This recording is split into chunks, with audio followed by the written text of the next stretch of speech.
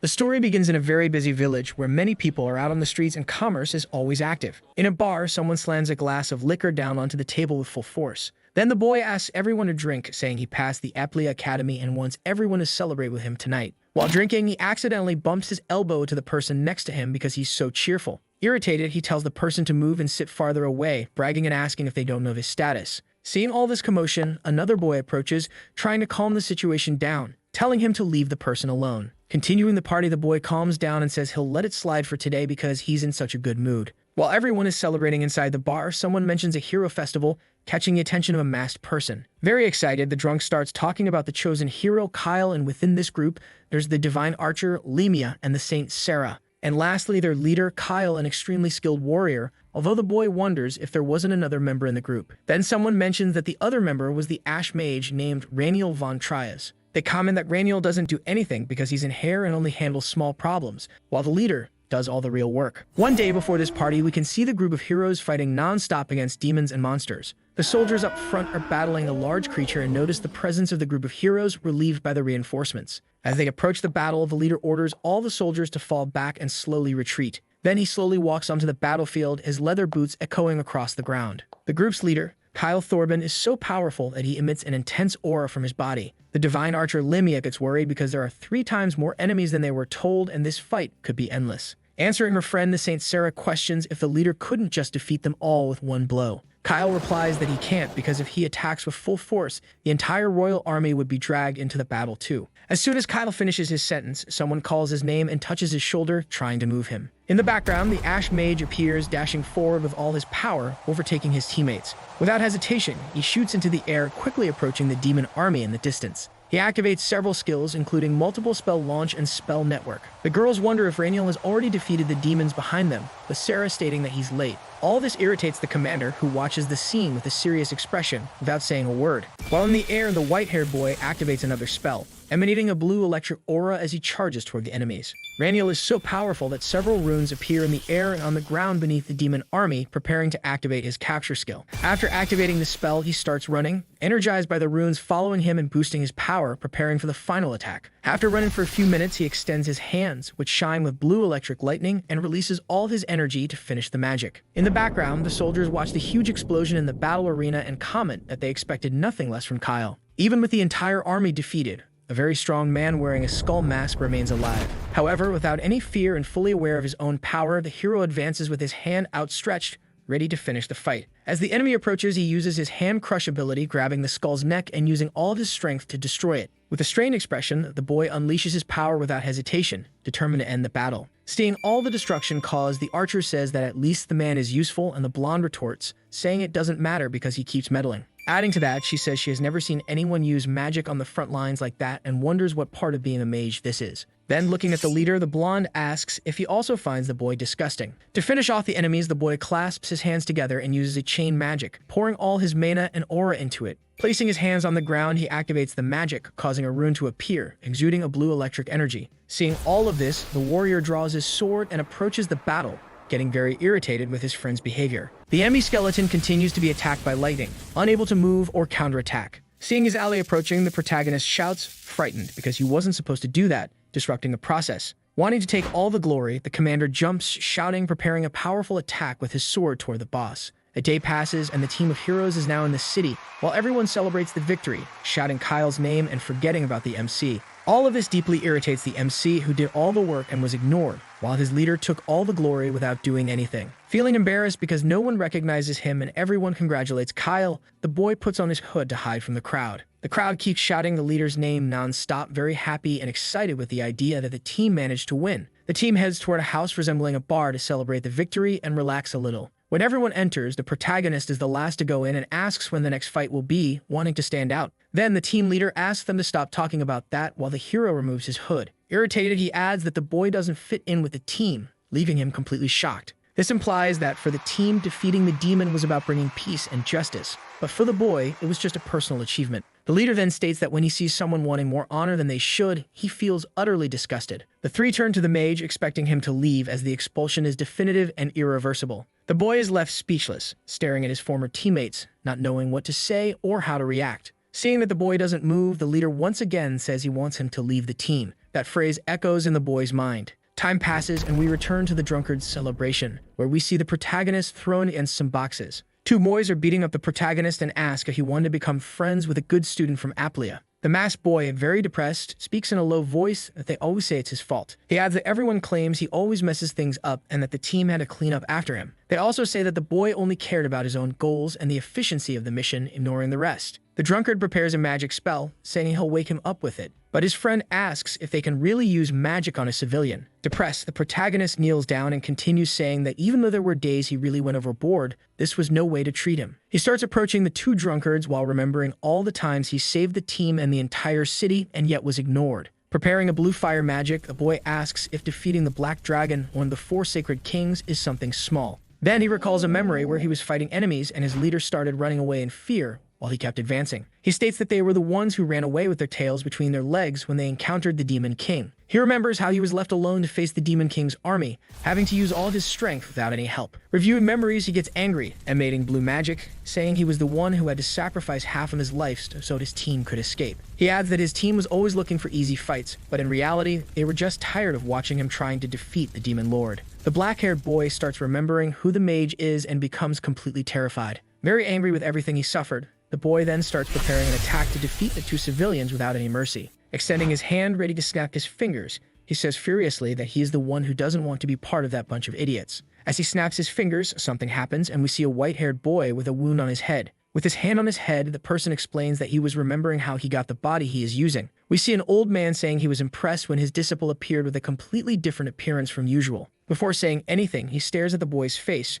trying to find the right words. Finally, he calls him by his name, Raniel. The girl was actually the mage who is now in the body of a completely innocent girl. Helping his disciple, the old man says that she can no longer be called Raniel from that day forward. Now her name is Rania von Trias. He adds that from now on, she will be treated as an assistant teacher at Aplia Academy. Looking directly into the girl's eyes, he asks if she is ready for her second life, her second chance. Recalling everything she has done, she says that over the past 5 years, she fought against the demon lords alongside a terrible team. Even now, in a peaceful situation at the academy, everything still feels very strange to her as she is not used to it. All she remembers are bad memories from when she was part of the team and was completely ignored by everyone. She recalls the time she fought the demon lord alone and did not receive any praise or recognition for it. But now, trying to leave the past behind, Rania says to forget about all of that and asks if there is anything she needs to prepare for the future. Then she concludes that this is enough after all. She finally left that team and became a teacher's assistant at the academy. It is late afternoon in a forest, and as birds begin to fly away, a person screams desperately. Animals approach a man standing in front of a broken cart as he shouts for them to go away. This species of wolf mixed with demon roars with all its strength, preparing to attack the enemy. Desperate, seeing that he was about to be attacked, the man raises his hand to his face to try to lessen the pain of the strike. However, before he could be attacked, someone defeats the animals, splattering liquid all over the area. The man is completely astonished as he was saved by someone and will be able to live another day. While the masked figure activates magic to scare off the other animals, the merchant, very curious, asks who his savior was. The animals continue advancing as the girl protects the merchant, saying her name is Raniel, the Mage of Ashes. Using all of her speed, before the beasts can get closer, she prepares her magic with blue runes. The magic is strong enough to throw all of them far away, sending them flying with full force. Raniel then explains that she managed to escape the demon in the past by making a pact with the stars. Many demon wolves are thrown into the air, left completely suspended and unable to attack the merchant. However, one of the beasts manages to stay grounded, using all the strength of its paws to hold onto the soil and avoid being thrown away. The protagonist is emanating blue magic as more and more beasts approach. But she is not intimidated at all, for she knows her powers and how strong she truly is. As a wolf rushes at her with full speed, the girl explains that the pact came with a price to be paid. Planting her foot firmly on the ground to avoid being thrown backward, while using magic, the girl prepares to defeat them all. Just one blast of her magic is enough to launch all the wolves into the air once again, defeating some and severely injuring others. The magic is so powerful that the blue explosion can even be seen beyond the trees. Then the girl explains that the pact had negative effects. Now she can no longer run away from the demon lord. Meanwhile, a large wolf survives and prepares to attack. In a surprise move, it charges, aiming a powerful bite with its sharp teeth toward the mage's back, planning to defeat her. With all of her speed, the girl manages to dodge, making the enemy miss the bite and charge against the wind. She cannot escape from the demon lord because his curse remains in her heart. Meanwhile, the beast flies forward, smashing its head against the ground. After falling and hitting its head, it becomes very angry, thinking of defeating the girl. However, the girl is very powerful and points a finger that emits blue runes, preparing to defeat the creature. Because of the curse, she could no longer go on adventures, and so she unleashes a lightning magic at the creature's head, defeating it. The magic is powerful enough to completely destroy the enemy's body and send the other corpses flying even farther. Turning to the person she saved, the girl, after finishing the battle, asks if the man is alright. Holding the hand of the savior as he gets up, the man thanks her profusely and asks to at least know her name. The girl is still not used to it, says that her name is Rani, almost slipping and saying the wrong name. She then adds that this part of the path is dangerous and that one must be careful around there. The man thanks her once again, saying that he had almost forgotten that detail. Putting her mask back on, the girl heads off into the distance, saying that she is leaving the battlefield. After some time, the story shifts to a house secluded in the middle of the forest, surrounded by several lush flowers. Approaching the house, the girl, now holding a wooden staff, says it has been a long time since she visited that place. The member of the hero team, reigning old Mage of Ashes, retires starting today. Inside the house, there is an old man with a serene and calm expression, seemingly the protagonist's mentor. Opening the door, the boy, now in his original body with short hair, looks toward the horizon, watching the sunset. Then he begins entering the house while his mentor scolds him, saying that he could have been defeated.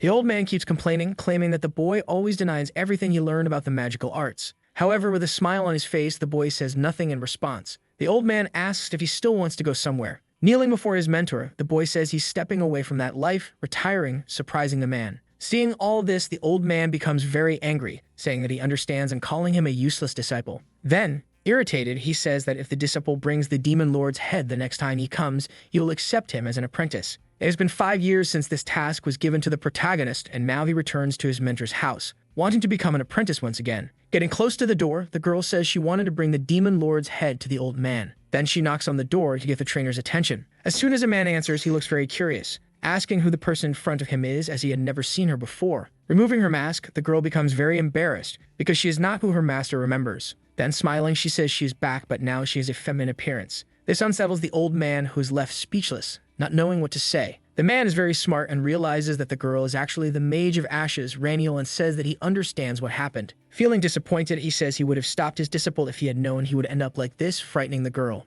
In truth, the old man did not understand anything and starts crying, asking if the girl came to deliver the last words of his disciple. He adds that he was filled with pride when he saw his disciple achieving victories alone, and became even happier when he heard that he defeated the Black Dragon. Completely uncomfortable, the girl asks for a chance to speak, finally trying to explain what happened. Then, with a nervous smile, she says that, in fact, her name is still Raniel, and that she is no longer the boy she used to be. To prove she isn't lying, she energizes her staff with magic. The old man, who looks like Jesus, is completely astonished, realizing that the person in front of him is truly his apprentice. Mouth agape, he asks if that is Raniel's magic, the magic of ashes, completely shocked by the situation. He stares at the girl for a few seconds, trying to understand what is happening, and then finally asks if she is really the boy from before. The girl says she is happy because she finally convinced her master that she returned to complete her task. However, before she could even finish her sentence, the mentor fires an energy blast at the girl, using all his magic and strength. The blast, however, targets the staff, completely destroying it and reducing it to rubble, leaving the girl speechless.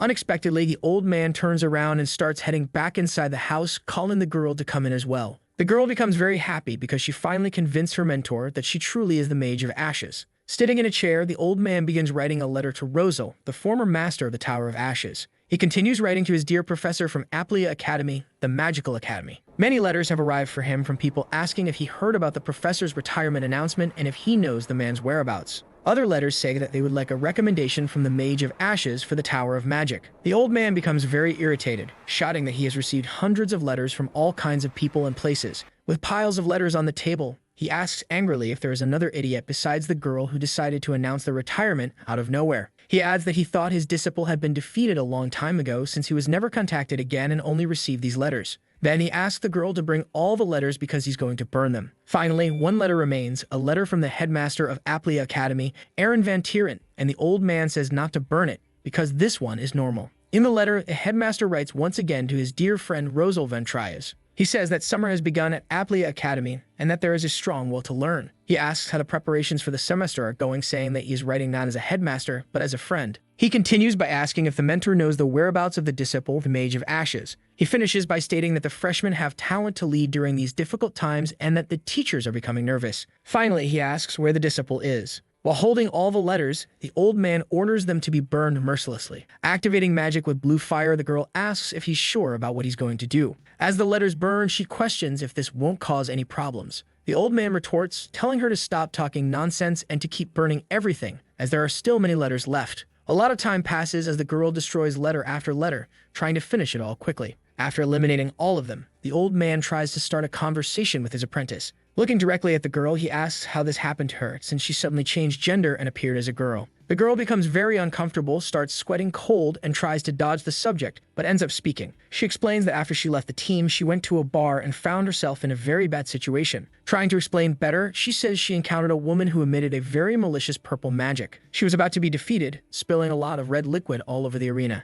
Getting weaker and weaker as she lost blood, she even needed to kneel powerless. The purple mage approached the protagonist while creating an orb of energy with some plan in mind. But Raniel was not ready to give up and with a jump prepared a counterattack. He launched a blue mana vortex magic, but suddenly says he's not sure how exactly it happened. While the girl continues burning letters, the old man says that it doesn't matter and that there must be a reason for everything. Then he asks what her plans are from now on. Happy to have a second chance, the girl says she doesn't want to return to the Magic Tower or to the hero team. She wants to make the most of this new opportunity. But she adds that she doesn't know what to do, and that's why she came to her master seeking advice. The headmaster's letter from Aplia Academy catches her attention, and she stares at the runes thoughtfully. The old man approaches silently, scratches his beard, and reflects along with the girl. Then he asks if she has considered anything yet. After a moment, he adds, if the girl has thought about doing a favor for an old friend of his. The scene then shifts to the great towers of the Magic Academy. Finally, the old man asks if the girl would consider doing a favor for the Royal Academy of Aplia and going there. The story begins at the Magic Academy as someone says they have a good candidate for a new teacher at the school. This makes the headmaster very excited, asking if it's true while smiling broadly. Trying to convince the man, the old man says he is telling the truth and is speaking of one of the best candidates in the imperial capital.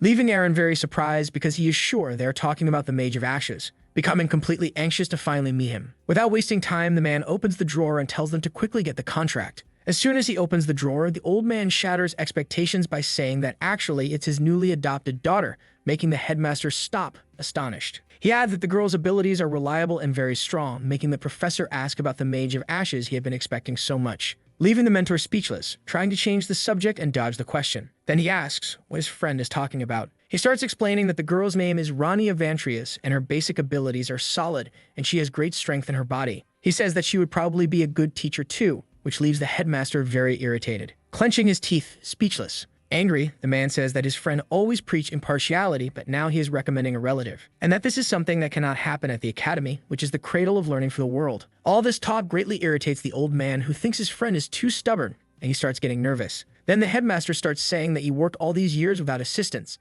and her friend responds that it was because the assistants had too much work and ended up giving up halfway through. Annoying, Aaron slams the table, asking if they know how important this year is, saying they need to be honest about how they hire teachers. Then, throwing several papers using magic, he says that all those letters are from people who wish to join the academy. They cannot disappoint anyone. While all this is happening, the old man calmly sips his coffee and says it's very impressive. He adds that this is just another reason for his daughter to be hired into the school, which greatly irritates the headmaster. Some time passes, and the girl is seen opening the door to a place full of scientific instruments. Actually, the place she is in is the Royal Library, where several students are studying magical arts. Walking through the corridors, the girl says that it has been 6 years since she was here, and that she only came because her master sent her. Another girl starts walking in the opposite direction, wearing soft and silent red leather slippers. A memory of her mentor speaking appears in the girl's mind, and in it, he says that she will soon become a teacher's assistant. This leaves the girl very sad, as she has nothing to do there and had already finished reading all the school's books a long time ago. So all that remains is boredom. She starts walking, since as long as she's there, she shouldn't waste time and must make the most of the months she'll spend at the school. Then something catches the girl's attention, and she turns around, trying to see who is making the noise. A boy is conducting experiments, but it seems it's not working, because he starts complaining that the mana is not floating. It becomes clear that he is writing runes, but it is not working, because he complains that the mana from the pen won't flow. But this wasn't an isolated event, as other people also started complaining that the mana suddenly stopped floating. A student says there is only one reason for mana to stop and asks the others if it's their first time in this library. Very confused, the girl starts wondering why the mana isn't flowing, but she continues on because she cannot interfere. While walking, someone taps the MC's shoulder and explains that the only reason mana stops working is the presence of the princess. The name of the fourth princess is Lady Ayla, and she is currently at the Royal Library. The two girls kneel down to pick up the fallen books while the protagonist apologizes. Then she picks up the papers that have fallen to the ground, written with some strange runes. And this catches the protagonist's attention, making her break out in a cold sweat as she looks directly at the girl. In fact, the girl in front of her is the fourth princess, a star loved even by the other stars. We return to the headmaster's office as he comments that someone like the princess wants to enter the academy. The old man responds that he heard they had been receiving news about the war situation. He then starts reading the girl's record to find out if she is a good student and whether it is worth letting her into the school. The headmaster explains that the frontline warriors were defeated again, and this happened because of the withdrawal of the Mage of Ashes. Thanks to all this, the princess had to start reading the circuit diagram. Finally, the headmaster asks where exactly is the disciple of his friend. While gathering the books very skillfully, the protagonist notices that the person in front of her is without a doubt the fourth princess, Ayla. She then remembers that this was the same girl who always asked to be taught every time the MC entered the library 6 years ago. And she reflects on how much the girl has grown since then, becoming a woman. Looking ahead, the princess seems confused and wears a very serious expression, saying nothing as she waits for the girl to return her books. She then asks if the white-haired girl is a mage because of her robe, and the girl replies that she is. The girl says that it's useless because they keep adding more incompetent mages to the academy. She then reflects that there are no mages who solve problems or analyze circuit structures. Everyone is useless, except for the Mage of Ashes. And then she asks aloud how many people were sacrificed because of mages like that. She then asks the girl in front of her if she understands what it really means to be a true mage, since she calls herself one. She quickly corrects herself, apologizing for being so bothersome and thanking the girl for picking up the materials that fell. However, one paper was left on the floor, prompting the protagonist to pick it up and call the girl's attention, telling her to take it. She extends her hand with the paper, offering it very kindly. This catches the blonde girl's attention, who realizes that indeed one paper had been left behind and turns to retrieve it. Upon finally picking up the paper, she wonders if it is a barrier circuit written with runes on it. Then someone replies that it is an esquibble, and the two stare at each other for a few seconds without saying much. The protagonist replies that it is a circuit created by a human skeleton, surprising the blonde girl. This type of circuit was extremely difficult to solve, and even mages who weren't on the front lines had tried to find a solution. The blonde says she doubts she can solve it and asks for it back, but the MC says that if she plays around with it a little, she might solve it. This leaves the blonde speechless, wondering if she was wrong because she is sure that this person is someone important. Irritated, she says she has been insulted enough and tells the white-haired girl to solve the circuit since she wants it so badly. Using all her knowledge, the MC moves her fingers, saying it's just about doing this and it will work, but nothing happens. Seeing the magic not working, she wonders why it's not succeeding. The princess replies that you can't use mana there and asks if the girl doesn't know who she is,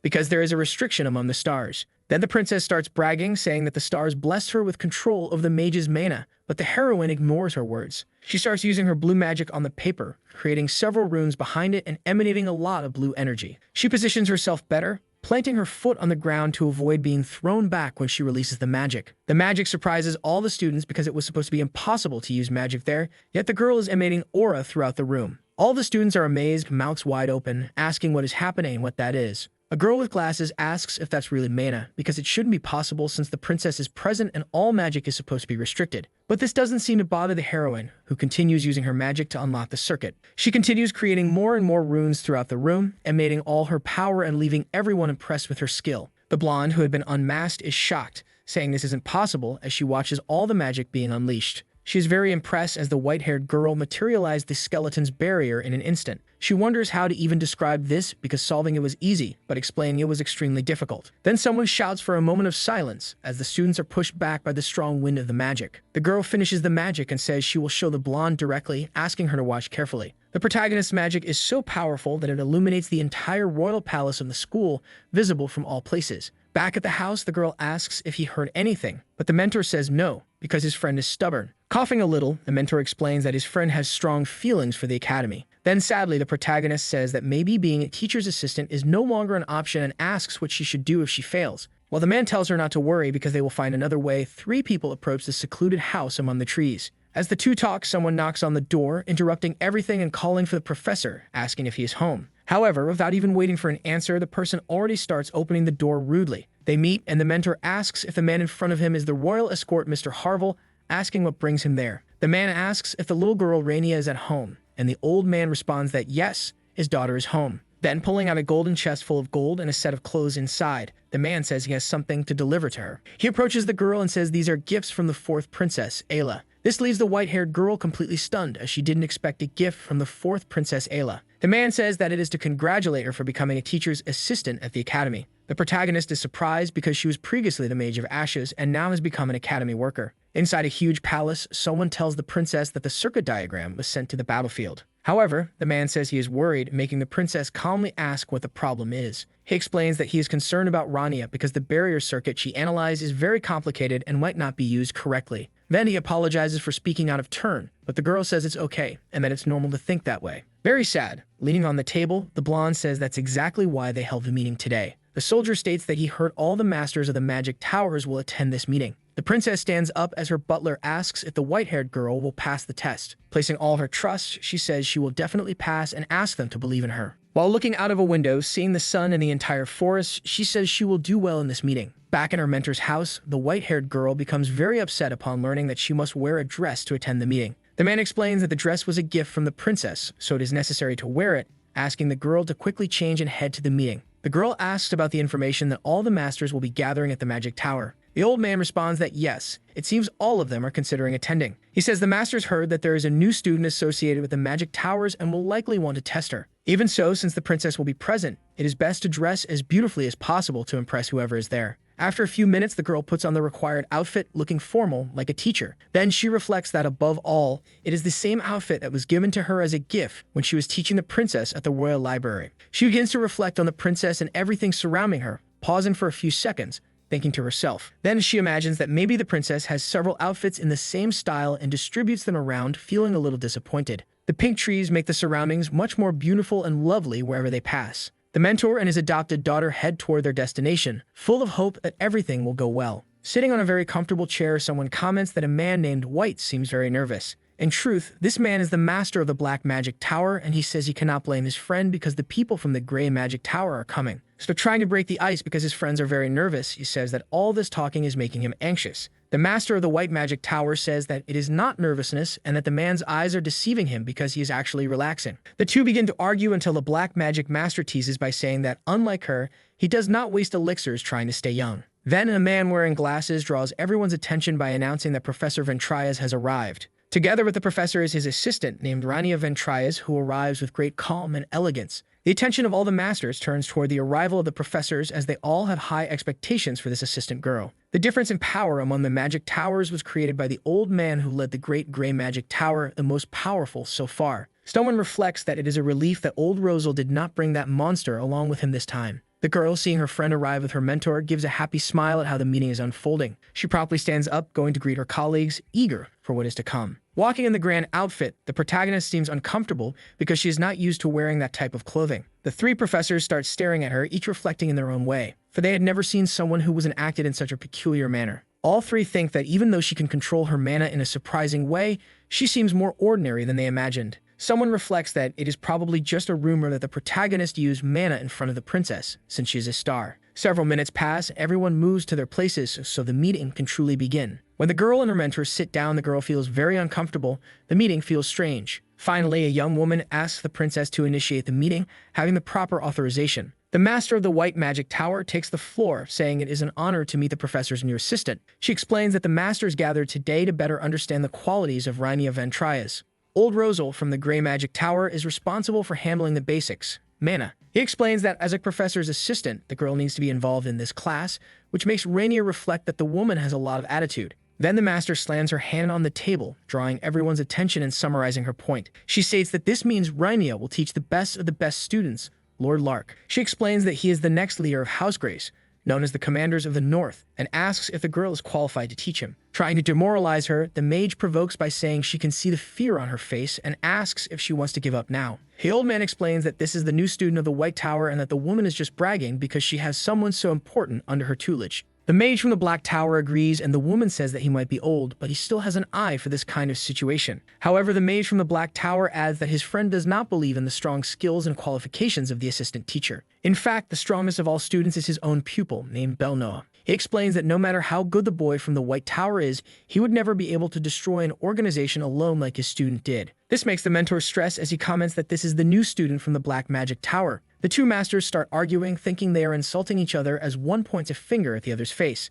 While this silly fight happens, a bearded man watches them, a little disappointed. Then he calls for his colleague's attention, asking for the floor, which makes the two stop arguing. He says he understands the feelings of the Magic Towers regarding Aplia Academy. However, he believes that those who should evaluate his daughter's skills and qualifications are the students she will be teaching. His argument is very good, leaving the protagonist with a smile on her face, finding it a fair proposal. Then he throws some papers onto the table, saying that his proposal for what should happen is right there. It concerns the class test that all school students must take before the academy's entrance ceremony. He adds that he will appoint his daughter as one of the supervisors, and if she can manage everything, she will be qualified to teach. This makes the protagonist scared as this test is important for all schools, especially for the academy, which is renowned. Very sad and nervous, the girl wishes she had been warned about this earlier, as she doesn't even know what it means to be a supervisor. Time passes, and the story now finds itself in the Hermain Forest, more specifically at its entrance. The boy with glasses speaks loudly to all the students explaining the class test. This confuses the students as they had already taken this test once before. Someone comments that if they are repeating the test, it means there are many skilled students in the school now. Another student approaches and yells, asking why the test needs to be conducted in this isolated forest.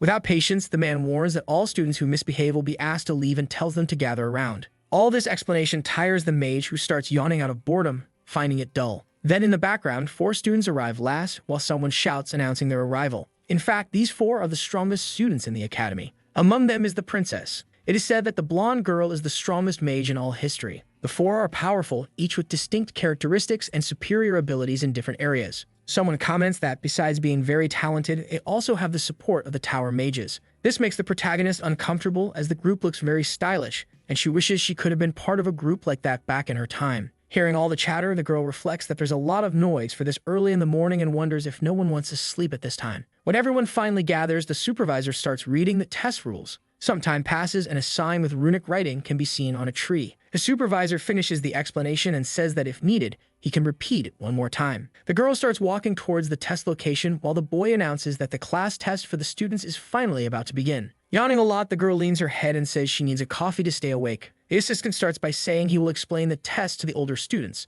Reading the paper, the boy says he will begin with introductions, quite obviously. Then he presents his ally, the new assistant teacher, Rania Vantrias, who, embarrassed, says it is a pleasure to meet everyone. The students wonder if the girl is Professor Rosel's adopted daughter. The test will be conducted in the forest, and the students will be divided into 4 regions for this test. One group will stay in the north region, another in the south, a third in the east, and the last one in the west, being spread throughout the forest. At the center of each region, there will be a magic stone, and students will earn points for the time they spend touching that stone. Defensive and offensive tactics are allowed up to a certain point during the test. However, if the supervisor determines that a student has gone too far, they must intervene. The most important thing of all is to make sure not to approach the mana around the center of the forest. Confirming if everyone understands, the man asks if they are all aware of the reason they must not approach. The protagonist, however, wonders why there is so much trouble just to conduct the test in that location. With a smile on his face, the boy adjusts his glasses and says he just thought of something. He informs that it has not yet been decided in which region the professor's assistant will supervise, leaving the girl surprised. Since Rania arrived later than the others, the assistant decided to leave her assignment for last.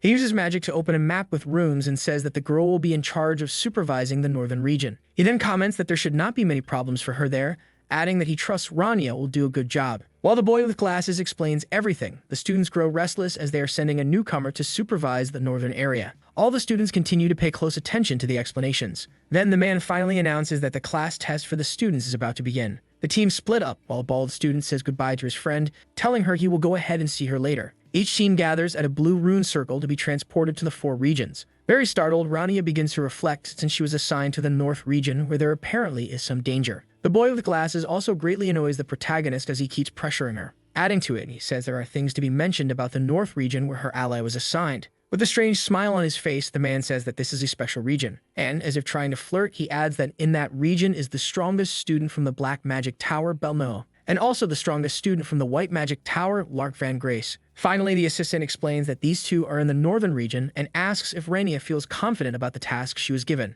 In a mischievous tone, he asks what the problem is if the girl thinks she will have trouble dealing with that region. There are many conflicting interests among the masters of the Magic Towers, and the moment their prodigies get injured, neither side will remain silent. Rania waited years to become the professor's assistant and cannot allow anything to take that away from her. Adjusting his glasses, the man continues, stating that both are strong battle mages and asking the girl to be careful. Sweating coldly, the girl says that everything will be fine while reflecting that the assistant is underestimating her too much. As she watches the students step into the runes to be transported to their regions, the protagonist realizes that this place is full of weirdos. In the background, hidden from view, the boy with glasses begins to laugh maliciously, as if he has a plan in mind. Inside the Black Magic Palace, someone informs the magic director that the test has just started. Sitting in his chair, the Black Magic Director begins to reflect, anxiously awaiting the test results. In truth, he is holding the heroine's profile in his hands, reading it from beginning to end. While saying that he intended to wait for the test results, he got distracted by something strange. Suddenly, Rania Ventrias became the supervisor for the best student of black magic. Thinking he was the only one to notice, the Black Magic Master recalls that his tower conducted research on people capable of storing spells in their bodies.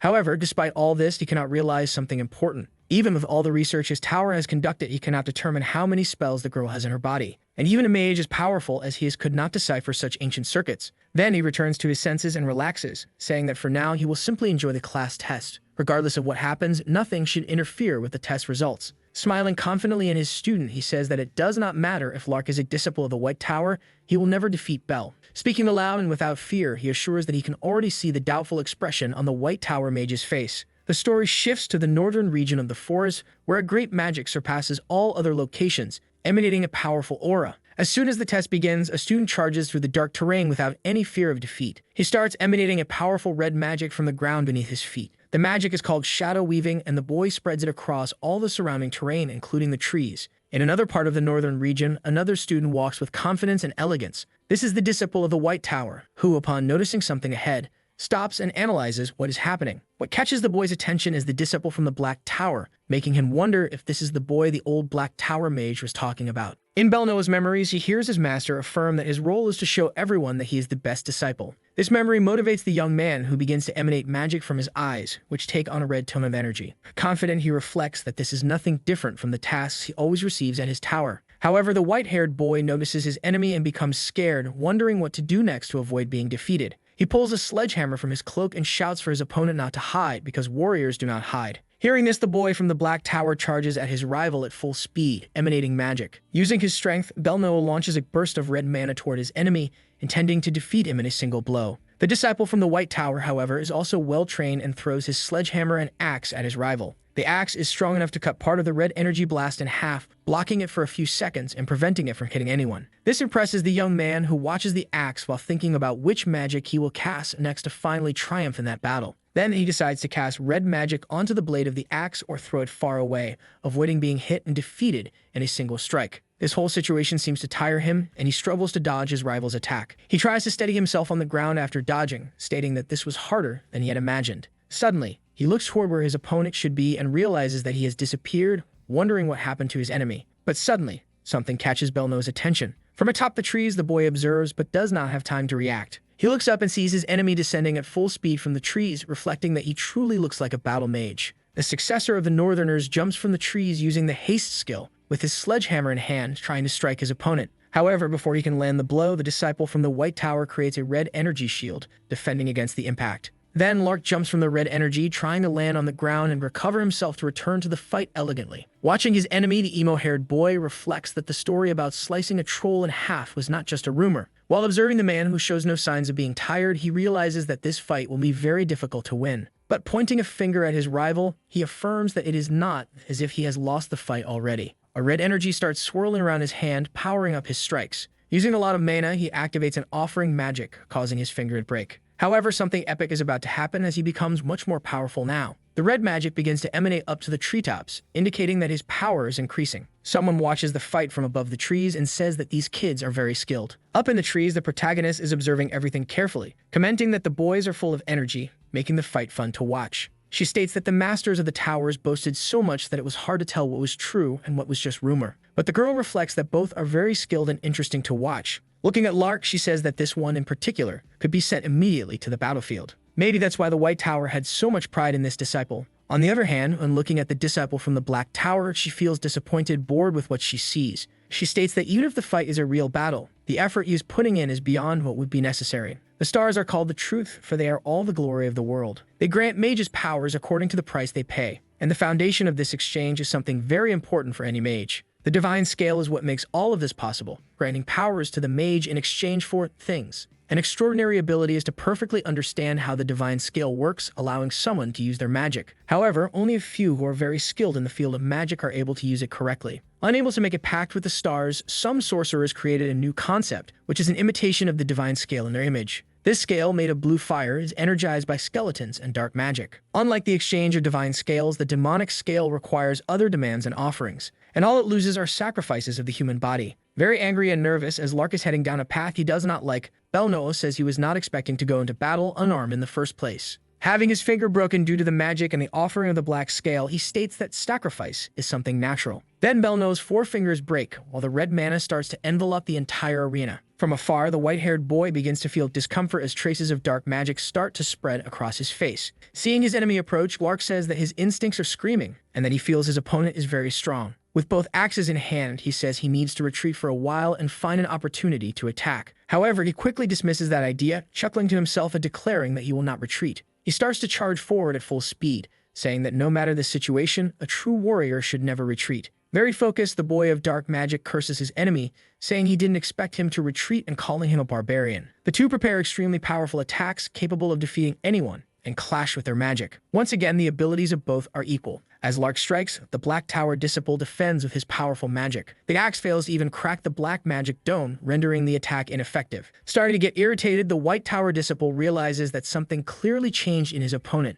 Angry, the Black Tower Disciple questions what is considered normal and shouts, asking who the boy thinks he is to define what normal is right now. Seeking more power, the boy fearlessly looks at his left hand and prepares to offer his fingers once again. He then activates the offering magic, breaking 3 fingers of his hand and further energizing the dark magic. Each time the red magic grows stronger, Lark feels a strange sensation spreading through the entire area. With broken hands, Belnoa is now much more powerful, ready to defeat his enemy, just waiting for an opening. Then, Lark begins to charge forward with his 2 axes, and at the same time the emo launches beams of energy. However, appearing in the middle of the fight, Rainia shouts for them to stop, saying it is enough and that this could end in tragedy. Irritated, the white-haired boy asks what is happening, as he cannot move. The same happens with Lark, who realizes he is frozen in place, complaining that his body does not respond and he cannot move at all. Walking peacefully, Rainia says that offensive acts cannot go too far, and if they do, they must be interrupted before causing any harm. Still very calm, she activates her restriction magic, asking if the two are not paying attention to the rules of the duel. She then extends her hand, emanating the blue energy of the Grey Tower, and prepares a spell. With a simple movement, she begins to absorb all the red magic from the area,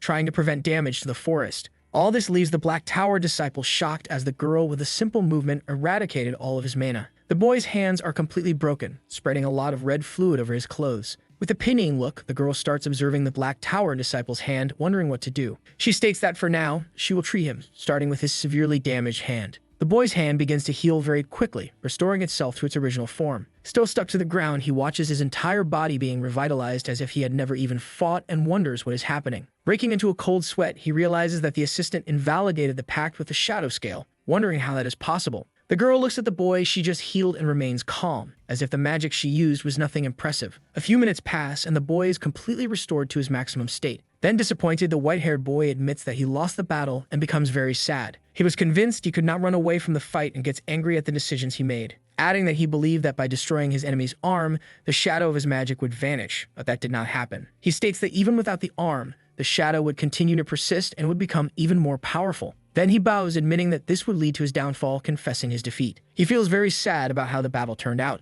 Then he turns his eyes to the girl and asks if the professors are stronger than her. He begins to reflect that maybe the girl is not just an ordinary supervisor, which bothers him, and he says out loud that this is all boring and painful. He then starts to think about why 2 high-level individuals ended up in the same region, perhaps because the Academy wants one of them to be defeated. The girl enters her own world, thinking that both of them are worth training, and then wonders how they will pass the test. The girl comes up with a brilliant idea, feeling very happy, and shouts for both of them to follow her somewhere. Some time passes, and they head to an important area within the northern region of the forest. Both of them find the whole path they are taking strange, as it is not something normal for a supervisor. The place she chooses is the Mana River, a forbidden area, and it is a serious infraction for the supervisor to go there. With a smile on her face, she asks the two to step into the river for 1 minute. She adds that if the emo boy can withstand 1 minute in the water, she will pretend nothing happened when he used dark magic. And the same goes for Lark. If he endures 1 minute in the river, she will ask Professor Roselle to place him in the upper ranks. Sweating nervously and shrewdly, the emo boy asks the girl if her pride won't stop her from doing the opposite. Legends say that those who approach the Mana River will have their blood vessels explode, but in reality, that is just a rumor. At most, what can happen is that the vessels get damaged, the lungs fill with fluid, and there is a small chance of going to heaven. The two wonder if they should enter, and both admit they don't know, as they are nervous about what might happen. Then the disciple of the Black Tower decides that he will do it and enter the river, as the girl requested. This encourages the white-haired boy, who says that if his rival is going to do it,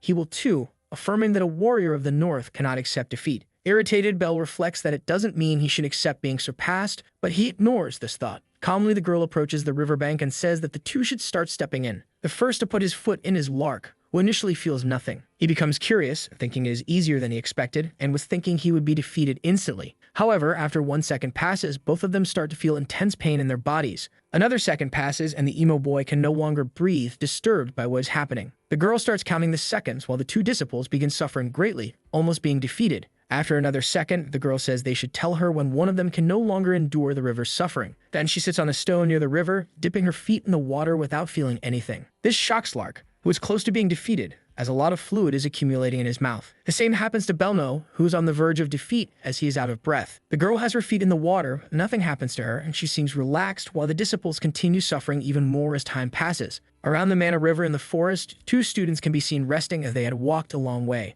The two start discussing their last battle, saying it was very difficult and that they didn't think they would manage to win. One of the boys says that even though the girl is the heir of the Grey Tower's magic, that would still be far above average. Looking ahead into the forest, they can see the mana from the river and wonder if this place feels a bit strange, as they weren't supposed to be there. One of the boys also says that his body feels weird as he can't breathe properly, and his friend notices that a few meters ahead is the Mana River. Terrified, they start running away, scared of approaching the river while shouting to flee because if they get closer, they will start coughing up fluid. The scene returns to the protagonist, who is counting the seconds while her allies suffer inside the river, trying to survive one more second. With 47 seconds having passed, the emo boy can be seen almost being defeated, as he is very weakened by the river's strong influence. The same can be said for the white-haired boy, who is using all the strength in his body to endure the river's influence. With 11 seconds remaining, the girl keeps observing the progress of her allies, who are holding up very well against the river's damage. Very bored, the girl rests her face in her hand, as this is something very normal for her and does not require much effort, unlike her allies. 50 seconds have passed, and the MC turns to Lark and calls his name, beginning to say something important. She asks the boy how he felt during that blizzard from Mother Nature. How he felt in that blizzard that left him scared, with no prospect of help, completely alone and cold. Asking the boy if he knows what those who overcome the challenges of Mother Nature's blizzard are called. The name of these people is Greater Warriors, the best warriors that exist, for they do not allow themselves to be defeated by small things. These are the true warriors of the North, those who endure until the end, the best of the best. All of this motivates the student, who begins to emanate blue aura from his body. The boy is starting to give in due to the river's magic, beginning to take steps trying to stay alive. After another 2 seconds, the boy's eyes are completely white and fluid begins to leak. At the 1-minute mark, the boy's body finally gives in to the pain and weakness and collapses,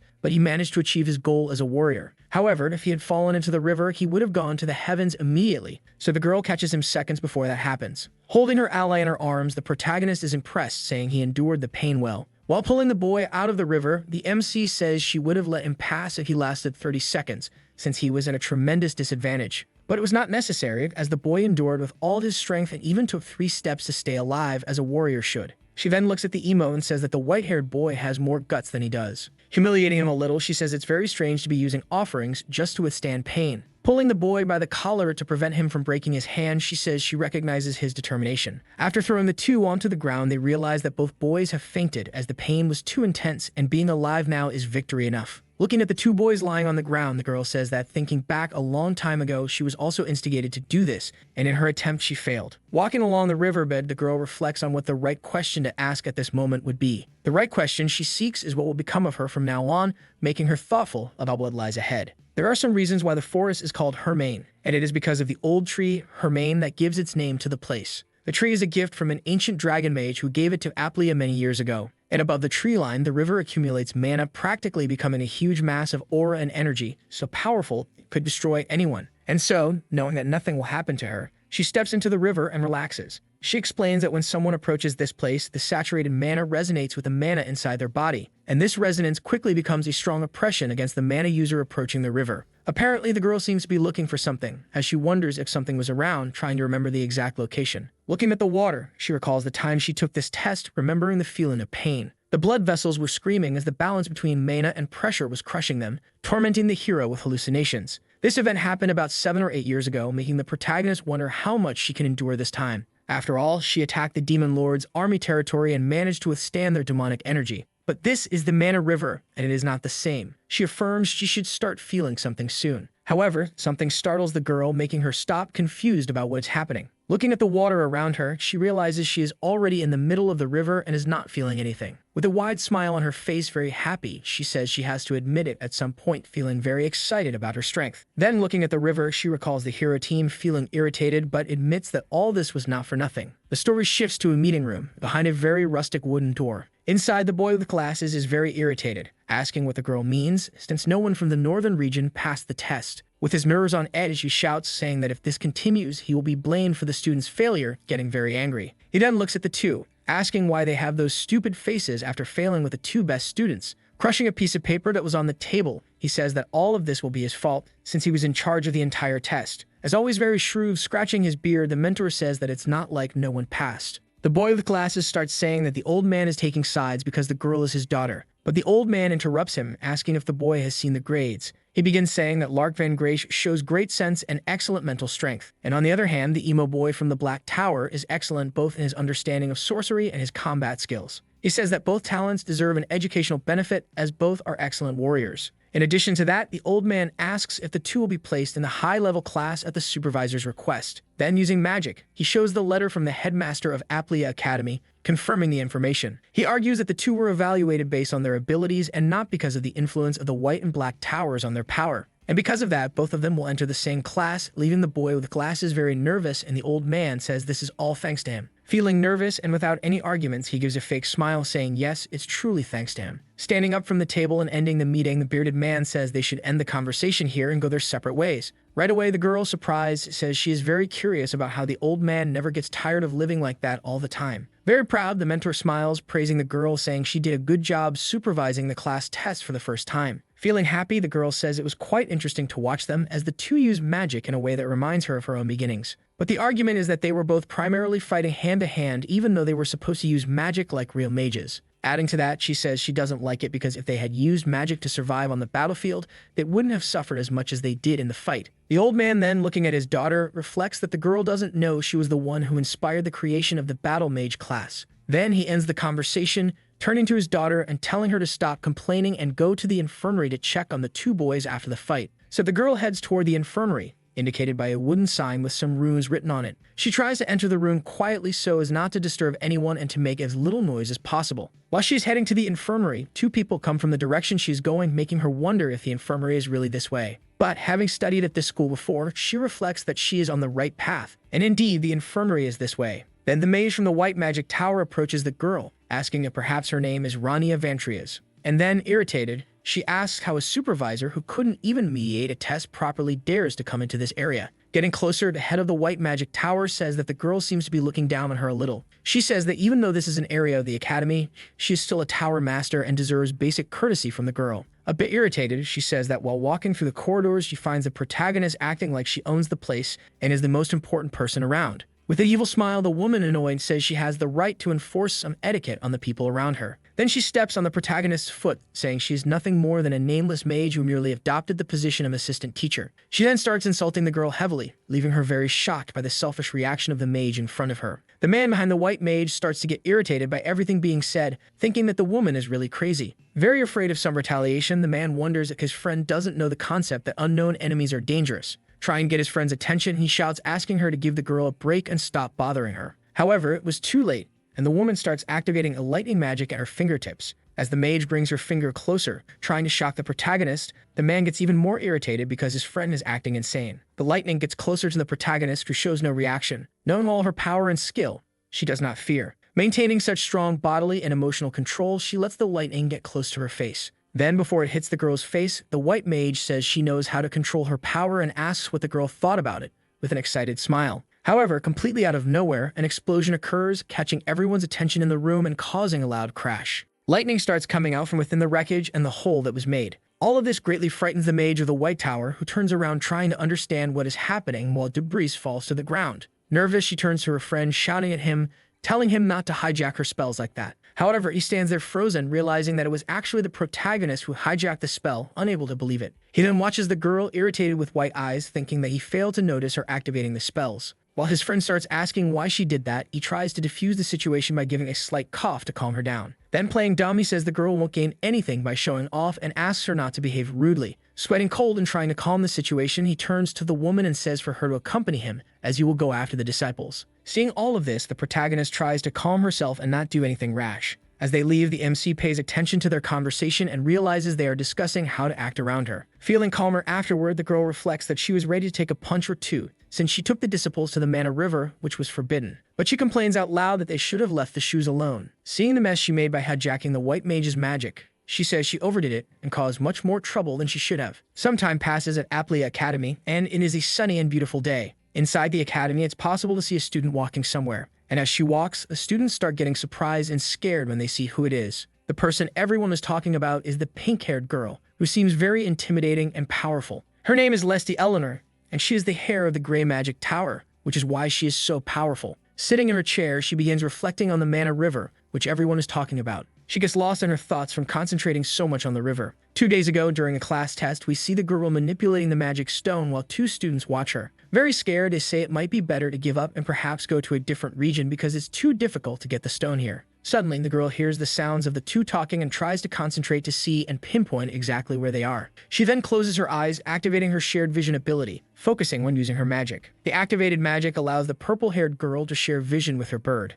Looking through the bird's eyes, she realizes most of the nearby participants have given up. Feeling very confident in her power, she reflects whether she should already consider this a guaranteed victory. Then she notices something that grabs all her attention, opening her eyes in shock. Through shared vision, she sees the protagonist, the supervisor of the northern region, standing beside a stone. She is completely astonished and wonders why the girl is wet, since the only place with water in that forest is the river. While watching the protagonist drive herself off, she is amazed because it shouldn't be possible for anyone to enter the river. Not even Rainiel dared to approach the center of the Mana River. As she studies, intrusive thoughts pass through her mind, comparing herself to the Gray Mage, always wanting to surpass him. She mentally comments that no matter how much they try, no one in the Gray Tower will surpass him, feeling sad. Inside the classroom, the students wonder what the theme of today's lesson will be. When the teacher enters the room, everyone is surprised because it is not the usual professor, but a different person. As the teacher says good morning, the pink-haired girl is surprised to realize who it is. We then see that the teacher is Rania, saying she will be teaching in Rosel's place. Introducing herself and saying she is happy to meet everyone, the class begins and all the students pay close attention to the lessons. Paying close attention to the class, the monster wonders if the teacher is the girl from the earlier rumors. With a smile on her face, the princess reflects that Professor Caesar said the girl was hired because of family connections. Finally, the northern hare wonders what's happening because the professor had never needed an assistant before. With a smile on her face, the girl feels a mix of nervousness and happiness as the classes begin. We then see a memory where the mentor asks his disciple to teach a class in his place as he is going to a magic meeting. Realizing that the assistant teacher is the girl who was bathing in the river, Leslie is left speechless. Handing out tasks to her students, the girl says she wants them to solve this challenge. Adjusting the papers, she says her students are free to ask questions or clear up any doubts. As soon as the papers are handed out, a student immediately raises their hand saying they have a question. The girl becomes curious since the class has just started, but still agrees to hear the question. The person who asked was the purple-haired girl, who asks for help with question number 30. The students in the back start gossiping, saying that only Rosal can solve that because question number 30 is about divine scale theory. Then she starts analyzing the question, trying to understand exactly what it is about so she can give a correct answer. One of the students jokes, saying the teacher is pretending to know the answer. Another humiliates her, saying that since it's her first day of class, she obviously wouldn't know, and that Professor Rosel's classes are too advanced for her. In a memory, we see the old professor saying that the students do not have the same mind as the girl, and that she should not teach them in a shallow and direct way. This leaves the girl confused because that's how she learns things, but the old man, irritated, reaffirms that the students do not think like her, and he adds saying she shouldn't hold back just because she's an assistant teacher. The girl is shocked and asks if he is really sure about that. Then she reflects that even if they allowed her to show her full ability, it's better not to cause more problems. She thinks she will take her time to teach correctly and begins explaining the question. Feeling disappointed, the Hare of the Grey Tower says she had high expectations of Professor Rosel's judgment. Complaining about the teacher, she says that even though she knows it's nepotism, the girl still needs to learn the basics before she can teach. Adding selfishly that it is far too soon for the girl to become an important assistant teacher. This greatly irritates the protagonist, who says that if the girl wants divine scale, she can materialize it easily. The story returns to Aplia Academy, showing its majestic facade. And there they are in front of the headmaster's office. There some gentlemen are complaining about how long someone is making them wait, becoming irritated with the delay. Approaching the office, the old man is surprised by the number of people and wonders why there are so many gathered. The two start complaining that thanks to someone, the students spent the entire class with their heads in the clouds. Inside the headmaster's office, others complain, asking if the same thing happened in their classrooms, affirming that they saw something they shouldn't have. Then they complain that the assistant teacher materialized the divine scale during class. However, inside the room, one of the professors is still incredulous that it actually happened. Mocking, he says that an assistant teacher would never be able to materialize the divine scale so easily, saying that to materialize it, one must fully understand every aspect of the exchange with the stars, making it something impossible. Then they start arguing, saying that their students personally saw it happen, so it is impossible, that it's a lie. Another one says that this can be easily resolved if they check it personally. This leaves the bearded man irritated, asking what his apprentice did, already imagining what might have happened. When the mentor leaves because he knows he won't be able to argue with the professor, he wonders what the assistant started the class with. Very irritated, he complains that it's wrong for an assistant to cause such a commotion, confusing all the students. Shouting, he says that Dan Rosal caused a mess and doesn't even show up to control his apprentice somehow. After hearing all the professor's insults, the headmaster slams his hand on the table, ordering everyone to be quiet as he is running out of patience, saying that if the professors are doubting the girl, it would be better to see her personally and judge for themselves. Exerting all of his authority, the headmaster says he will order the assistant to teach an open class to the entire public. At the school, many papers with runes fly through the air. All the flying papers belong to the purple-haired girl, who is surprised to see it. All the papers fall and cover the entire floor. Leaving the girl embarrassed by the situation, she looks down at the ground, going to pick up what belongs to her. Then suddenly, a little fairy appears, saying to her master that she will pick up the papers and asking if the girl is okay. Then, moving very quickly, she gathers all the papers on the floor and launches them toward the boy. Using magic, she makes all the papers land in their correct places, saying that all of it was done with a simple snap. However, all of this does not make the girl any happier, as she still keeps a serious and irritated face.